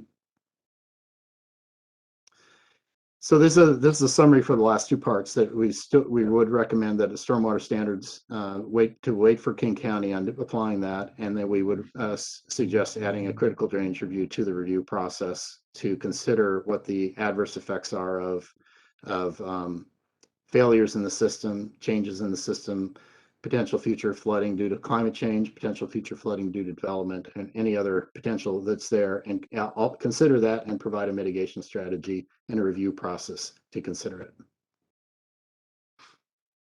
Okay, I guess at this point we're open for questions, correct? Yes. So I have the first question. I'll go ahead and start. This is Nancy Davidson, Chair of the Environmental Board.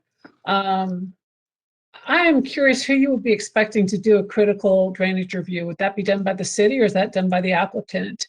And what is the standard upon which you would require that? Like if it's an addition to a house, or is it a major building or school, or when is it triggered? I think it would be triggered at this, it would be an add-on to the stormwater review. So when whatever projects trigger stormwater reviews or the stormwater manual, it would be added to that. And who would be doing it? Would it be the city, or would it be done by the applicant? The applicant would be responsible for evaluating it.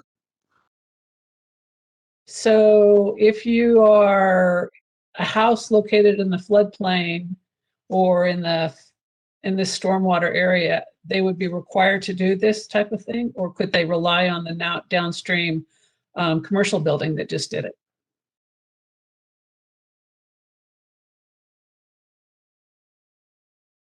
I'm not sure I understand. I think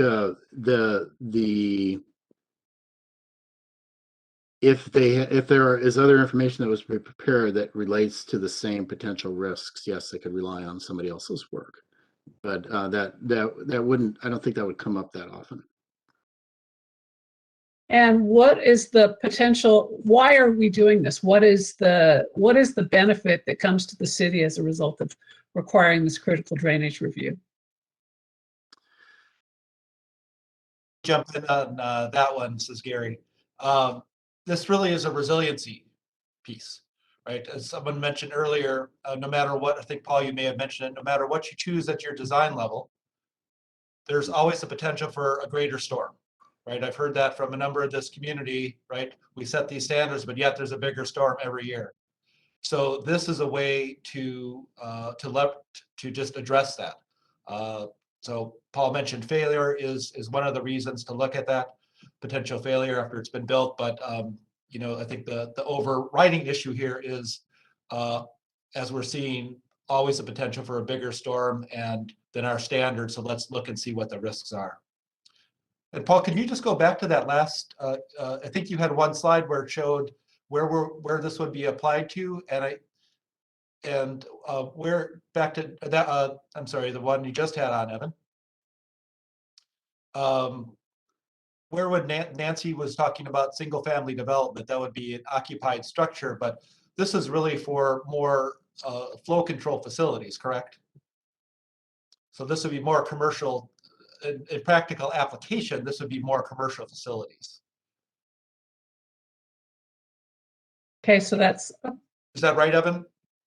Well, this table right here is what structure, whatever is being impacted. But oh, got it.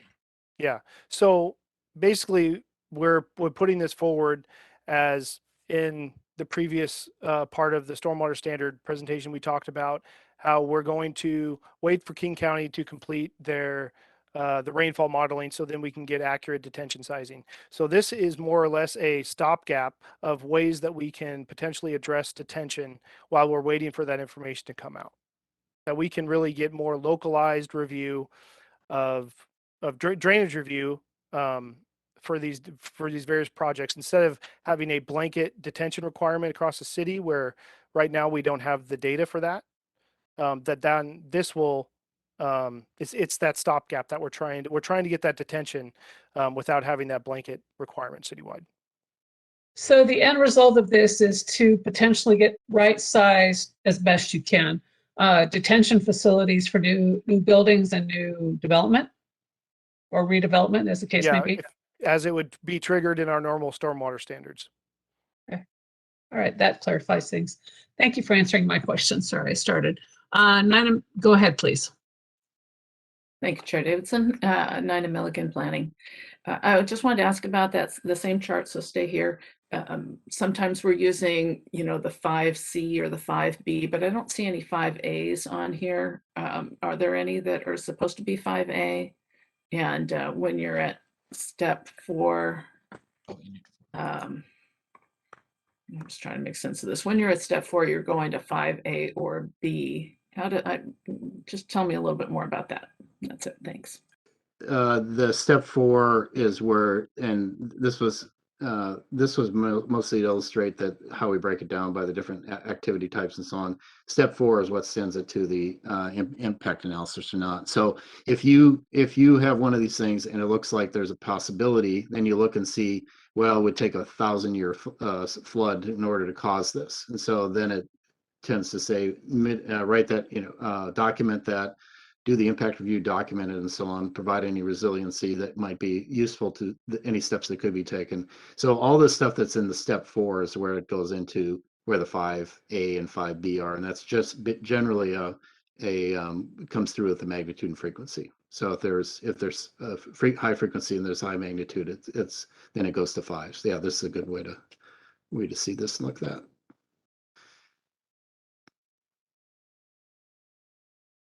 Sorry. Thank you, Nina. Next question is from Jamie. Jamie, go ahead. Thanks, Nancy. Jamie Finch from the Environmental Board. I had withdrawn my question, but I actually have another one that came up as a result of one of the responses. Is this seen as a temporary? It sounded like this was a temporary measure. Would this be something that would stop being required after the King County data was accessible, or was that not a correct interpretation of the previous comments? Yeah, that's something that we would decide when that data came out. And so, I mean, this is what, this is what we're having right now. And so when that data comes out, then we can have that discussion again. But yeah, as of right now, it's here. We're not planning for it to be temporary, but it could if that data comes out and, it applies to us. Thank you.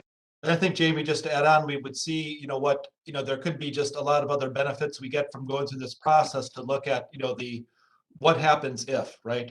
Because again, even if we change the standards when King County comes out with and we adopt that, there's always can be a bigger storm. So just going through that and again, we're really looking for things that really could cause a major issue, right?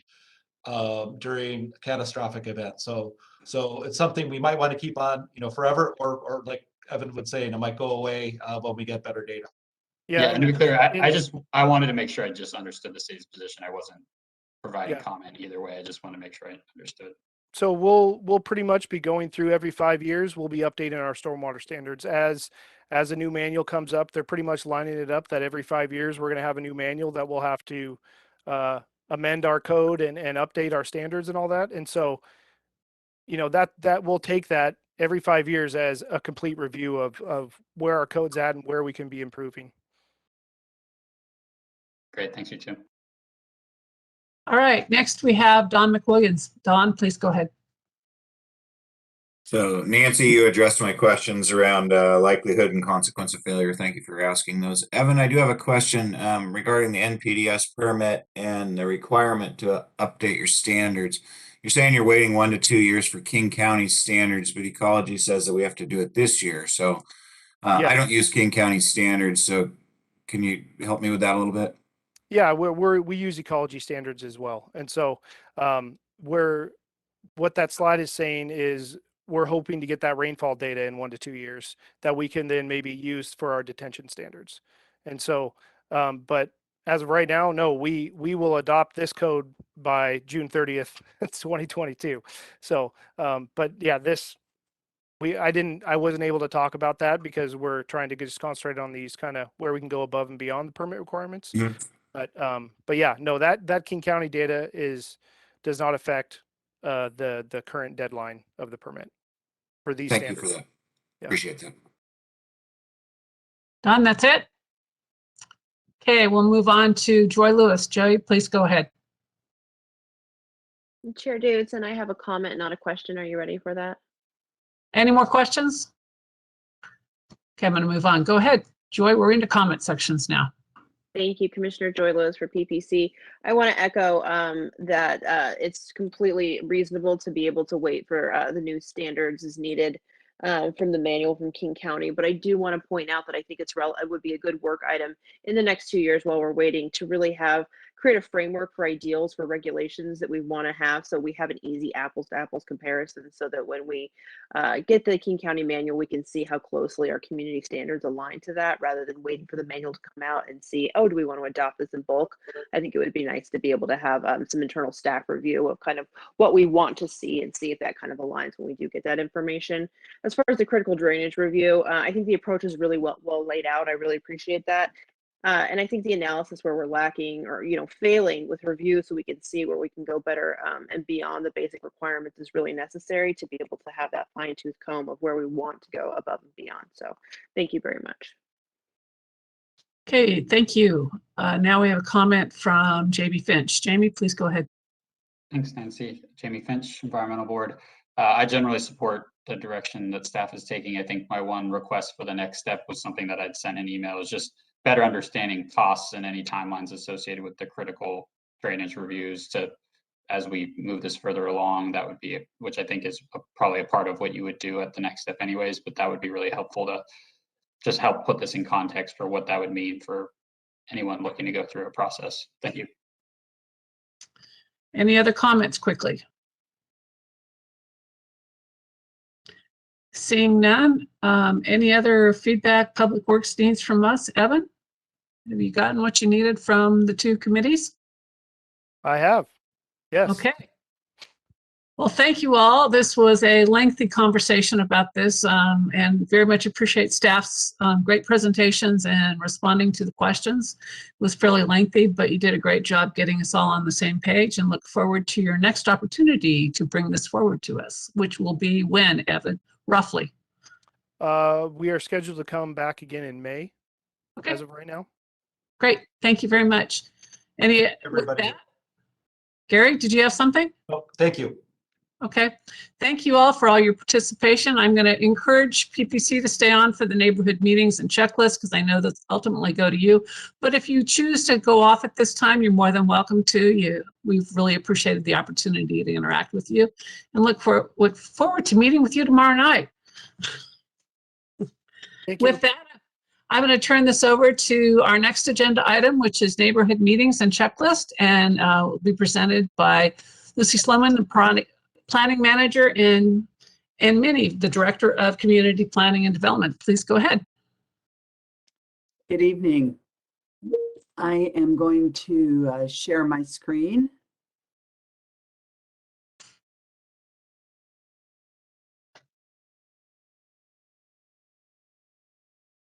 And I was reminded that the neighborhood checklist does not go to PPC.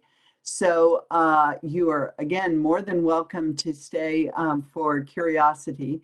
And we welcome having a big audience, but just in case you're getting tired. So can you all see my screen? Someone give me a nod. Super.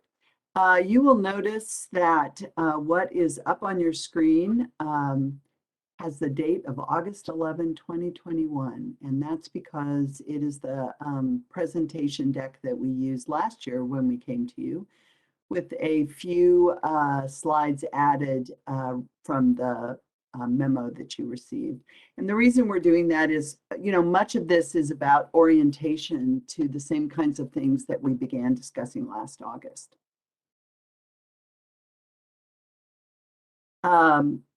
The reason we were there last August was because we had held 5 environmental neighborhood meetings. And after that, we were supposed to come and talk to you about the environmental neighborhood checklist. And that's what we're here to talk about again tonight and to get your feedback. The Environmental Board was established in October 2020 with the objective to protect, preserve, enhance the natural environment, take action, and advise the mayor and various other groups on plans, policies, regulations, and programs related to environmental stewardship. Rivers and streams, one of their main responsibilities was reviewing individual projects along with code changes to certain kinds of regulations.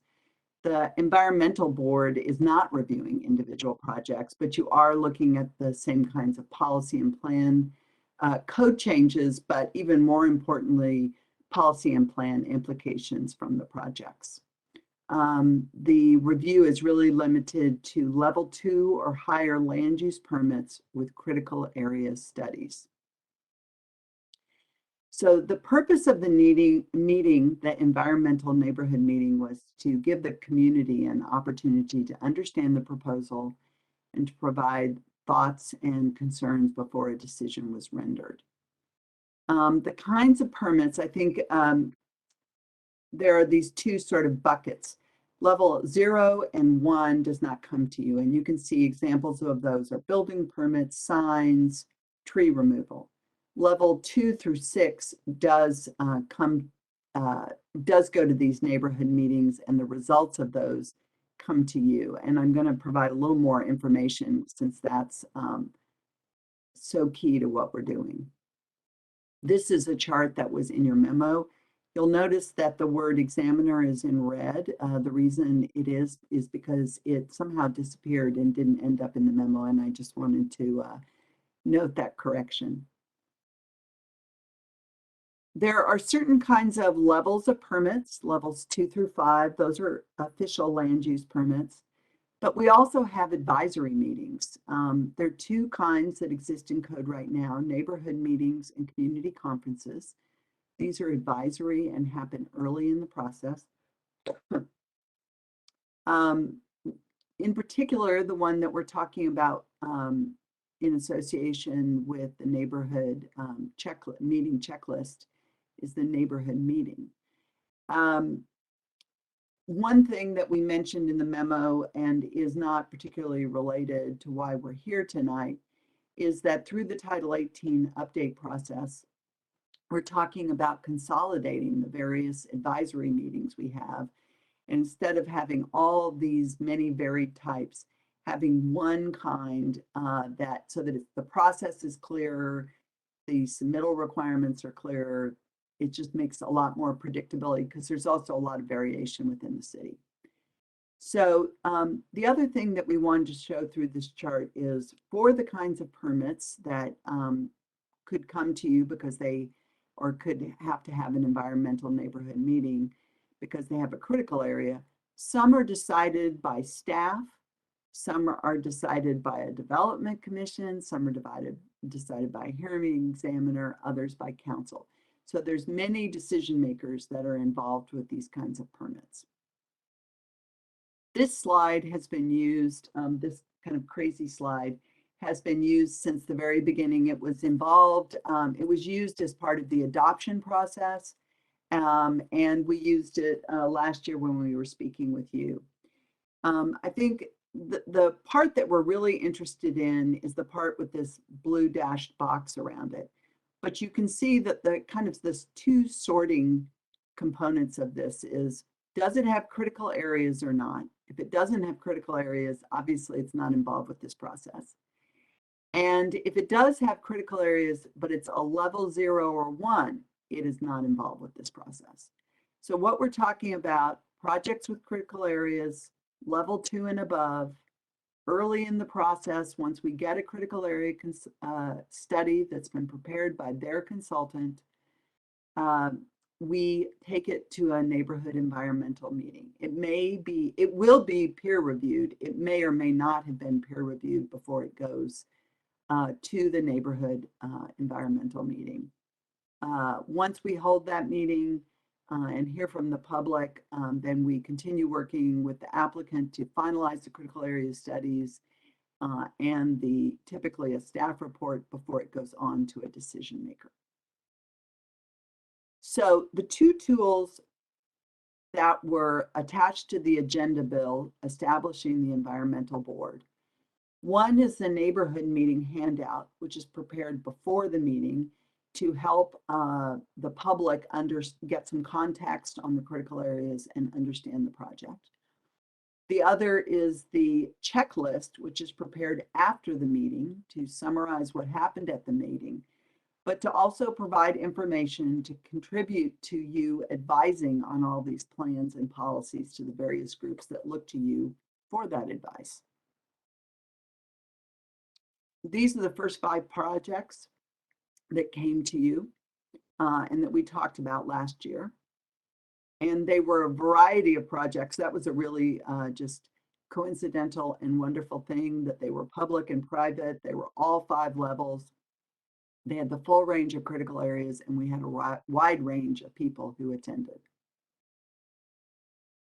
And as I mentioned, the checklist was supposed to be reviewed by you after those 5 meetings had taken place. So what we proposed to you last year was to either retain the checklist as it was originally provided or identify changes. And the things that we wanted to consider is what would make it more useful, what would help you identify and inform on issues, and what kind of information is actually available. There's a lot of things that we might want to know about, but it might be very difficult to collect that information. These are the kinds of things that are in the checklist that was attached to the agenda bill setting up the environmental board.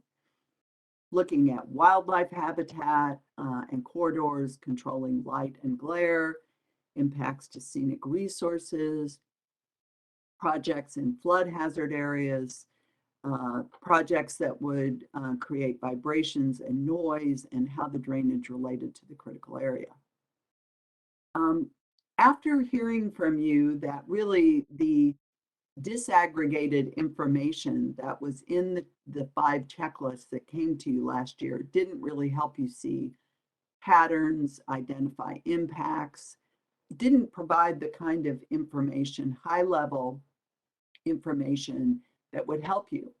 And in thinking about that more, this was a preliminary list of topics related to projects that CPD reviews.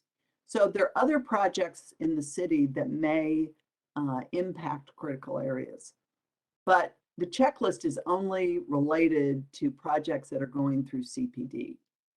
So what we looked at was information that we could collect on trees, on critical areas, and on shorelines. And what we want to hear from you, this was a big buildup to this, what we want to hear from you is, are these the kinds of things that by collecting this information would begin to help you see the patterns and be able to give that kind of policy advice that the city is looking to you for? So again, we're looking for your feedback on these changes to the checklist. Then we would, once we hear from you tonight, then we can begin to work on how we're going to collect this. We are required to return to you annually. So we're looking at how, what we can do before that next annual meeting. And, the fourth bullet on here has already been taking place, and why you're there tomorrow night with PPC is because you are intimately involved in certain of our quote unquote buckets for Title 18 update. So that concludes my presentation. Thank you, Lucy. Are there any comments or questions Let's start with questions first, please, for Lucy. And Jamie, did you have a question?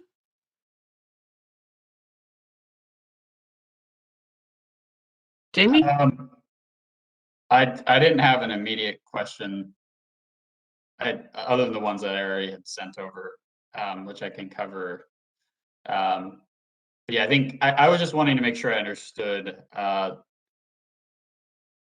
it seems like there's two different things going on. There's the desire to collect information, and then there's some sort of summary that I think was also mentioned. And to be clear, we're talking about the data collection part is really where you're wanting feedback right now. Is that accurate? Like, what should you be collecting or making sure that you can provide in the check, like from the individual projects? Is that accurate? Yes, I think that's true. And then we're going to have to figure out how much, if any, analysis that we're doing. But I think what, and I think we're looking for confirmation. So I'm not stating this as a given fact, but I think we're looking for confirmation that the things that were in the checklist last year, although they're not things that you aren't interested in, it just didn't really help guide you in providing any kind of advice on policies, plans, regulations, etc. Thank you.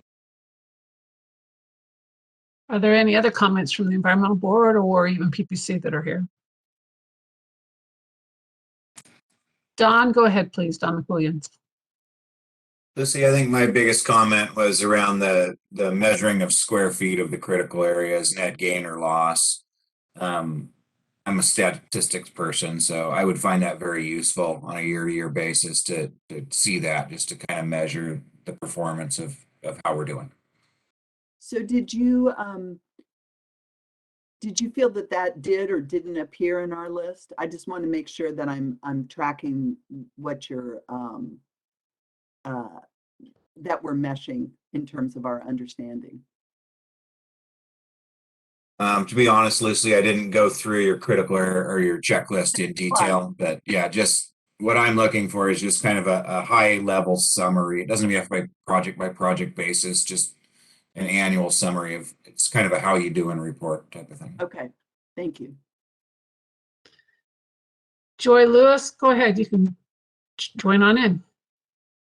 Thank you so much, Chair Davidson. Thank you, Commissioner Joy Lewis for PPC. I want to thank you for humoring me.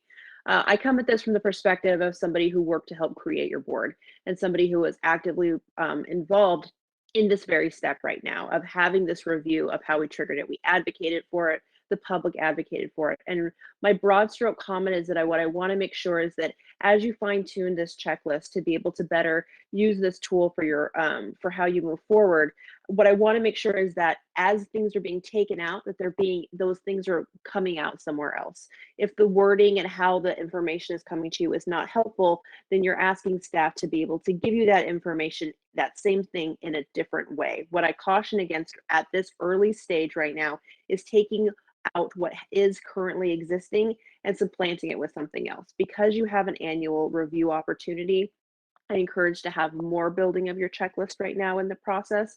I encourage asking staff to go deeper into things that you find are useful rather than reformatting the checklist. If you want to change something, I ask that you think about having staff put it in a different way, include that information in a different light, and have your checklist grow in a way that makes sense to you guys and to how the public receives it. Because the biggest point of this process is the involvement of community to really be enhanced and encouraged. It's something that we saw was being supplanted from rivers and streams needing to be disbanded. It's not necessarily in your core objective, but it's something that's vital to how you interact. And so how the community gets this information is also important. It's not just how you guys use the tool, it's how everybody is getting this information. So I just really want to make sure that the checklist is something that grows, that it functions for you guys without necessarily cutting out some of the things that currently exist that maybe are not aligning to the new idea. So thank you so much. Thank you, Joy. I would like to add a few comments myself. Having reviewed the critical areas ordinance, there's a lot of areas that are identified as critical areas and that aren't included in the materials that you provided, including, areas like fish and wildlife habitat conservation areas, mine areas. Those all should be included in this. We shouldn't be leaving any critical area out of the presentation that comes to us in the future, so that we see the impacts to all areas that you guys are evaluating. The second piece you pointed out to me, which is this is only applies to the community development or community planning, whatever department, and that there are other areas that could impact critical areas along the way. And that troubled me. And how do we get the information on the environmental impacts or the environmental consequences to do that? Because this board isn't just focused on you, it's focused on the whole city.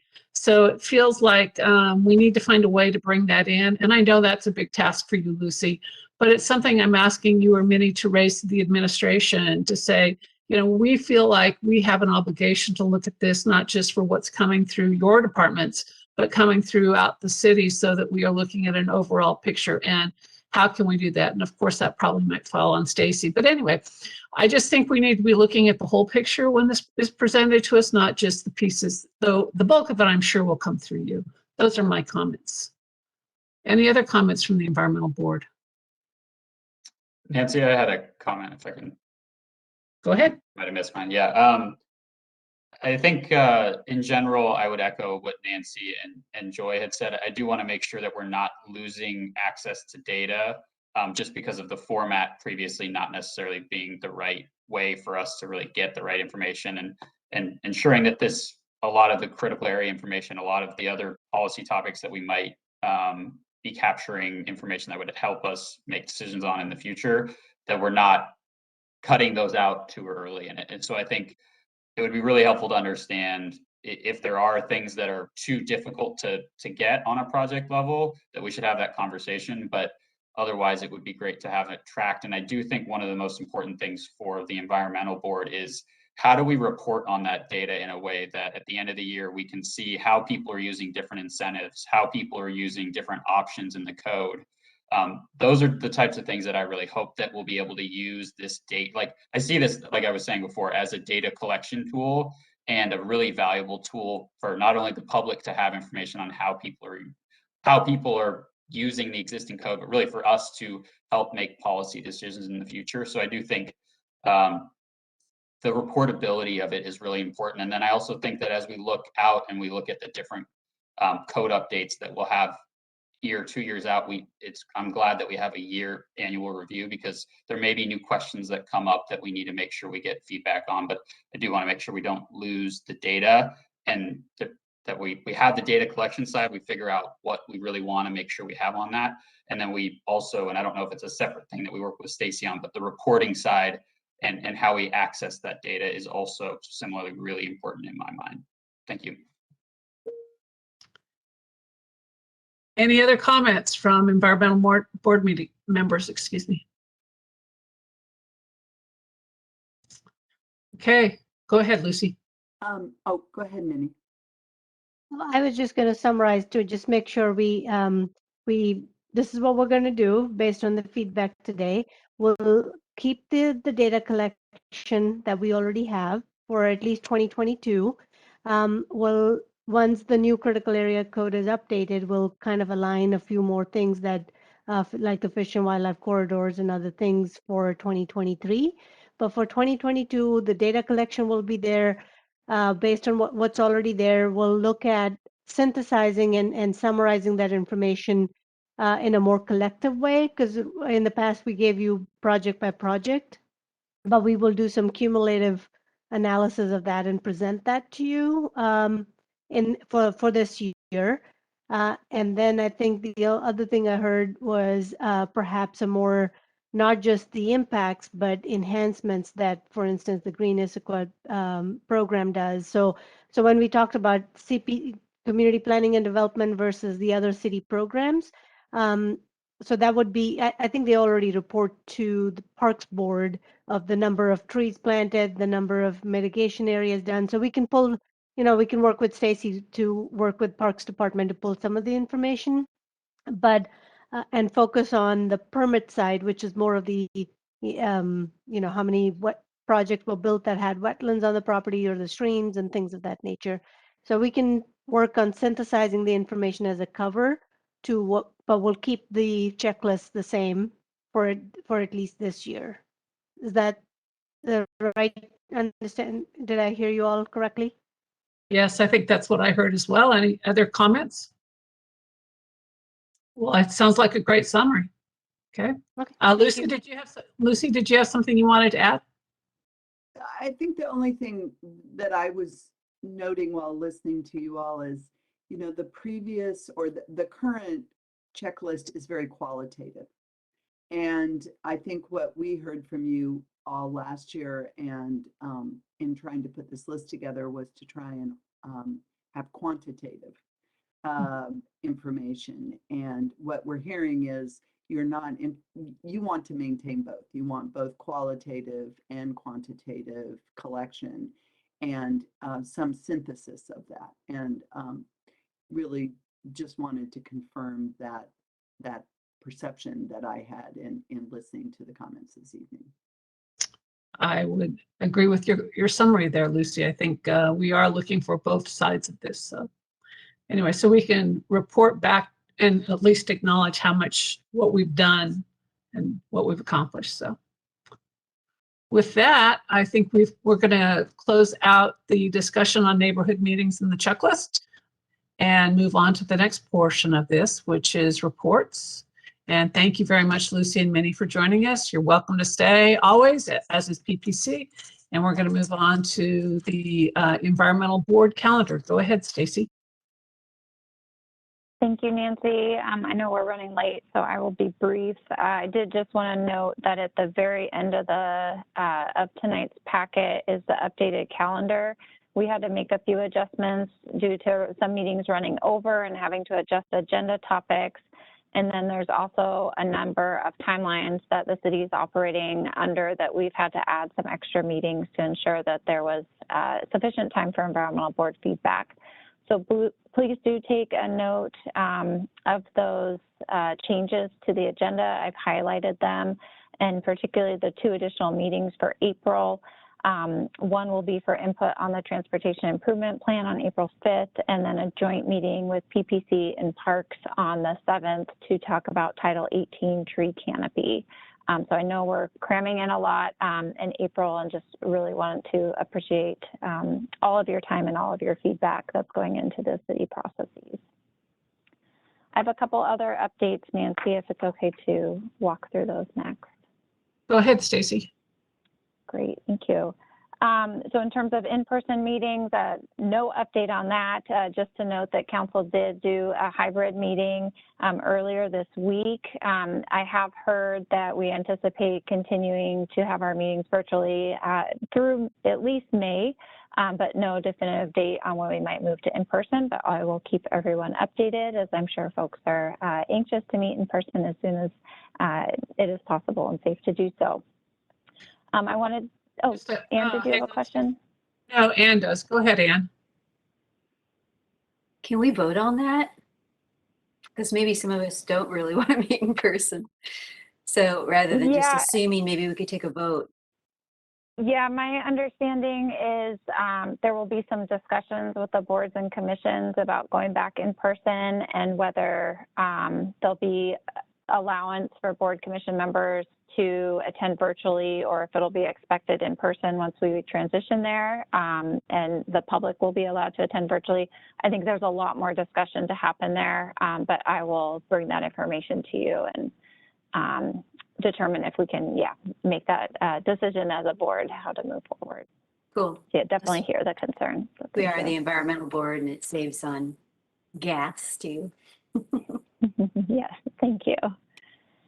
Great. And then I wanted to acknowledge Brianna. She has been our sustainability intern over the last few months. She has taken on a huge workload with grad school, so she'll be transitioning out of the city this week. So just really appreciate all the time and effort she's put into the program. We are going to be hiring a new sustainability intern. If you know anyone that might be interested, definitely let me know. That is it for updates, Nancy, and I'm happy to provide that other item if we want to talk about that in other business or announcements whenever it's appropriate. Well, at this point, we're moving on to other business and announcements, and go ahead, Stacy.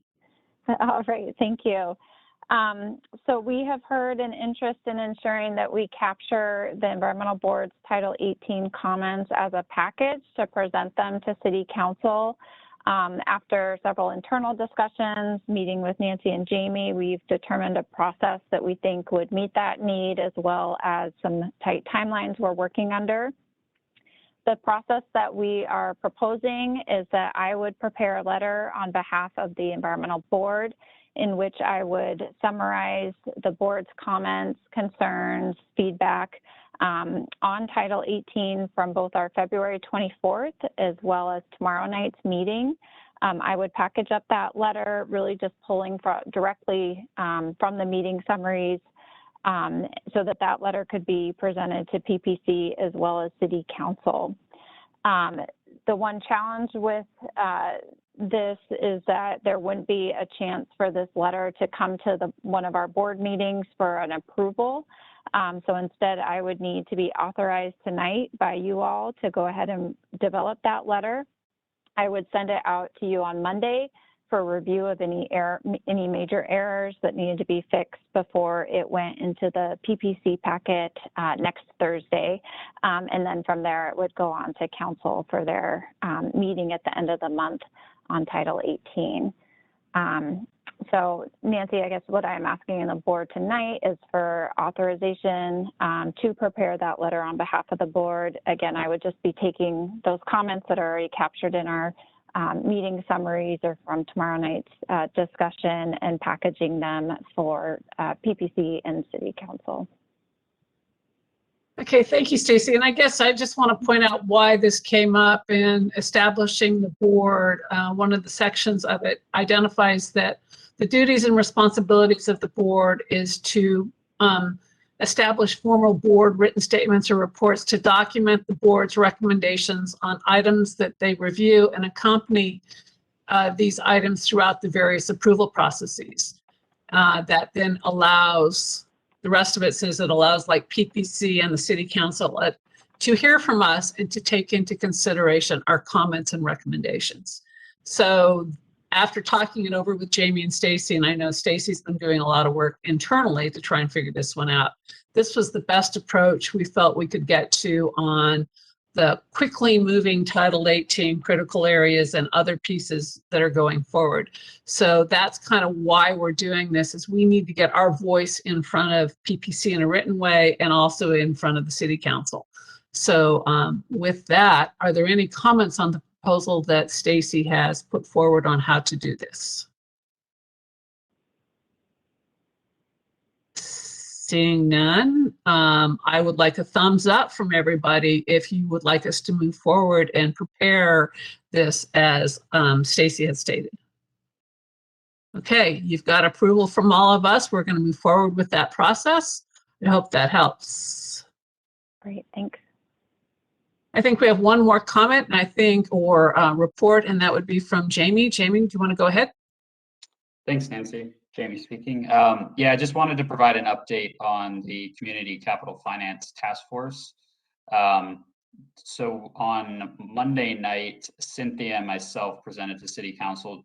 It was very similar to the recommendations I had already shared with you around some of the priorities being transportation, with a TBD sales tax, or a transportation benefit district sales tax as the funding tool that we were interested in pursuing, as well as a long list. I don't want to go into all of the different recommendations. I think that was the biggest one.